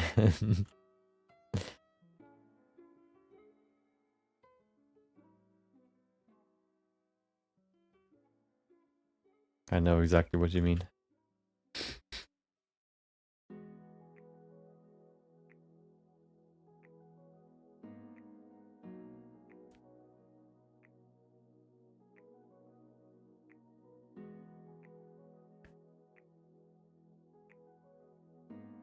I actually don't have that many problems with Blender. Sometimes when I smooth... Oh, I should probably save a little bit. Sometimes when I smooth too much, Blender crashes. But I guess I don't really use that many processes in my workflow that would crash Blender. So I'm not really concerned about that too much. Like if I would do a lot of baking, maybe a lot of shading maybe, I would have more problems. But in sculpting, I think sculpting is fairly, you know, my PC can handle quite a lot of vertices, so I don't really have a problem there. Yeah, I think I'm quite safe from crashes mostly in most of my workflows.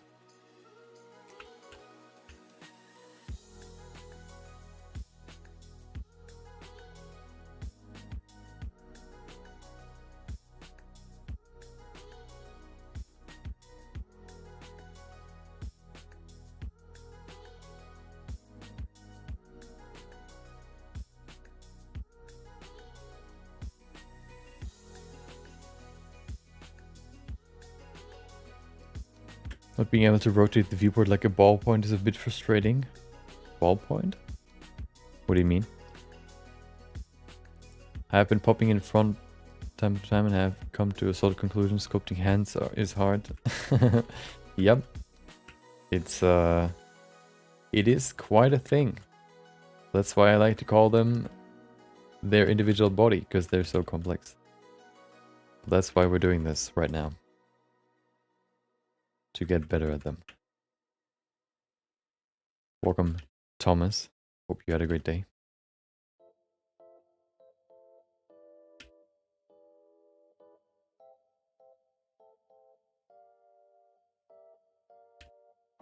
Okay, 3 more. Let's do this.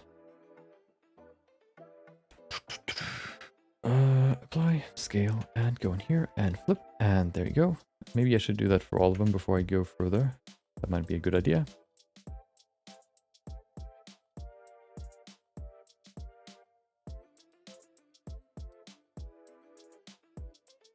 There you go. I think my main issue is 3D modeling in general is workflow. I don't know what the best approach to construct something. I guess that just comes down to experience or watching a tutorial. You know, the more you do it, the more you find ways to optimize your workflow, and then, you know, the better you get, the faster you get. I have changed my workflow a lot when it comes to sculpting characters, for example, throughout the last year. And even this year, like about how do I sculpt eyes, for example. So yeah, it's just, you know, takes time, and as long as you get something done, I guess it's not too bad.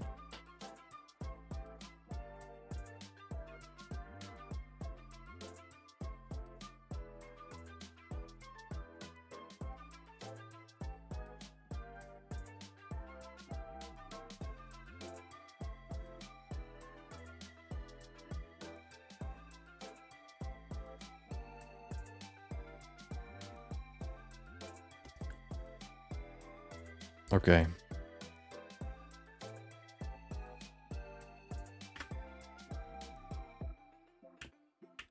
So these two need to move. Let's push them out a little bit more. This one needs to go there, and this one needs to go somewhere there. Okay.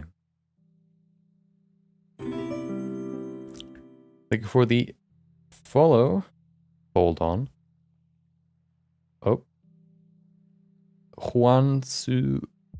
Suarez or Juan Suarez. I think it's the first one. Thank you for the follow. Hope you enjoyed your Tuesday. If you're still here, hope you enjoyed the stream. Hope you enjoyed the stream. Hope I can entertain you with these insanely interesting hand sculpts or finger sculpts that are not tedious at all.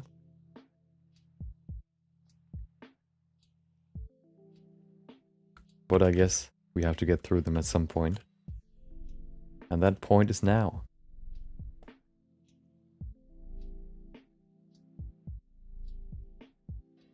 And we're almost done, so it's not too bad.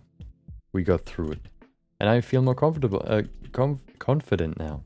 I think to really solidify the knowledge that we've gained today, we need to do a proper study session, maybe doing like a few different hand poses, sculpting them. But I think overall, I'm feeling quite good. I'm more comfortable about the anatomy now.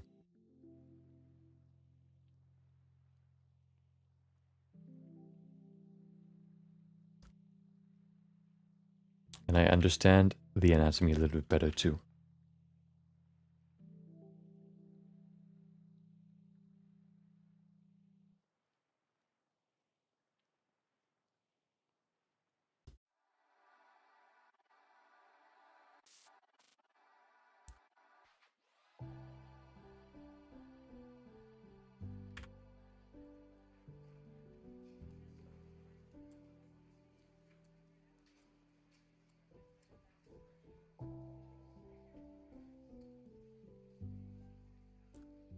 Okay, one more. One more. Let's do it. First of all, hold on, I actually want to adjust the palm a little bit.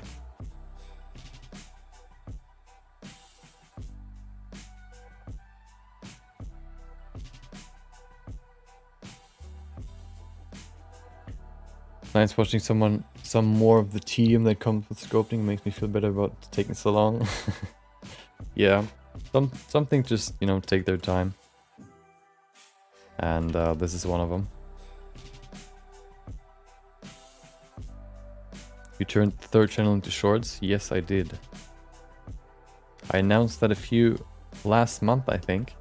Apparently you don't read my posts. Yeah, I did. So if you want to see some shorts, no, some clips rather, they're not shorts, they're clips, then you can go there. Clips are short videos, and shorts are videos that you can see or in mobile format that you can find in the shorts section.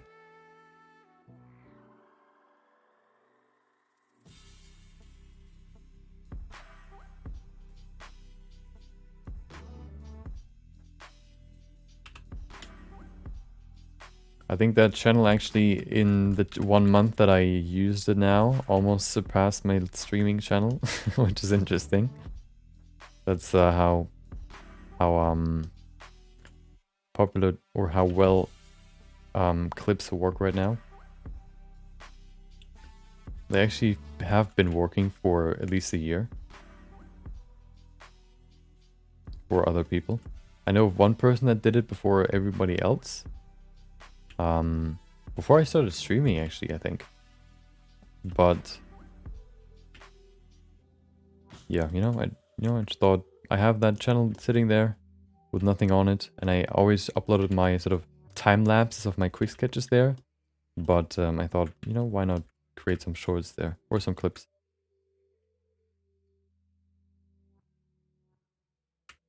And that's how I did. I mean, that's what I did.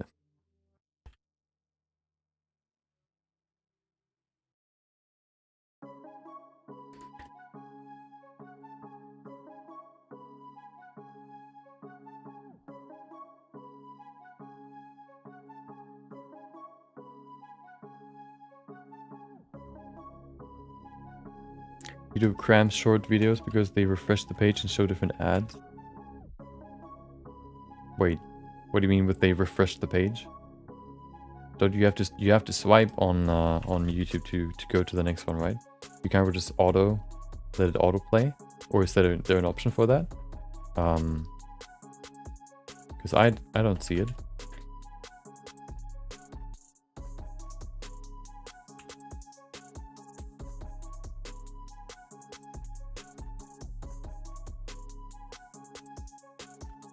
I actually watch, at least a little bit of shorts from time to time. I think they're quite enjoyable. I don't really watch them with sound. That's why I always only watch the ones with subtitles. But at least, most of them have them. So, that's pretty good. There you go. And then we have the other hand. It might not look perfect, but it's honest work. And that's all that matters at the end of the day. Oh, hello. What is that?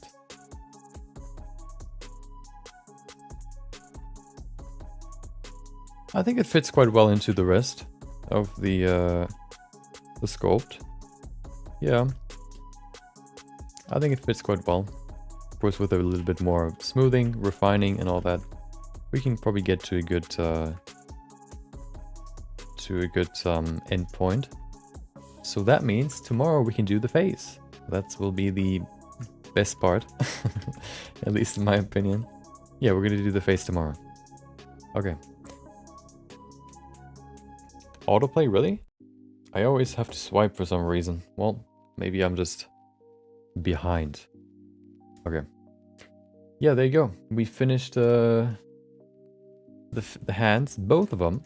We learned quite a lot about human hand anatomy and how it's built. Some more about proportions, some more about muscle placement and all that. Why we have these weird fins here in the front, this webbing. Yeah, and where the thumb actually attaches to. And this will conclude today's stream. So if you enjoyed today's stream, thank you for watching. Thank you for listening. Thank you for reading, chatting, watching, listening, chatting, or just being here. I hope you enjoyed the rest of your day, maybe the rest of your evening, maybe the rest of your morning. Maybe I'll see you next time for the face of Chun-Li. Arguably the best part. Well, the most important part maybe. Until then, take care.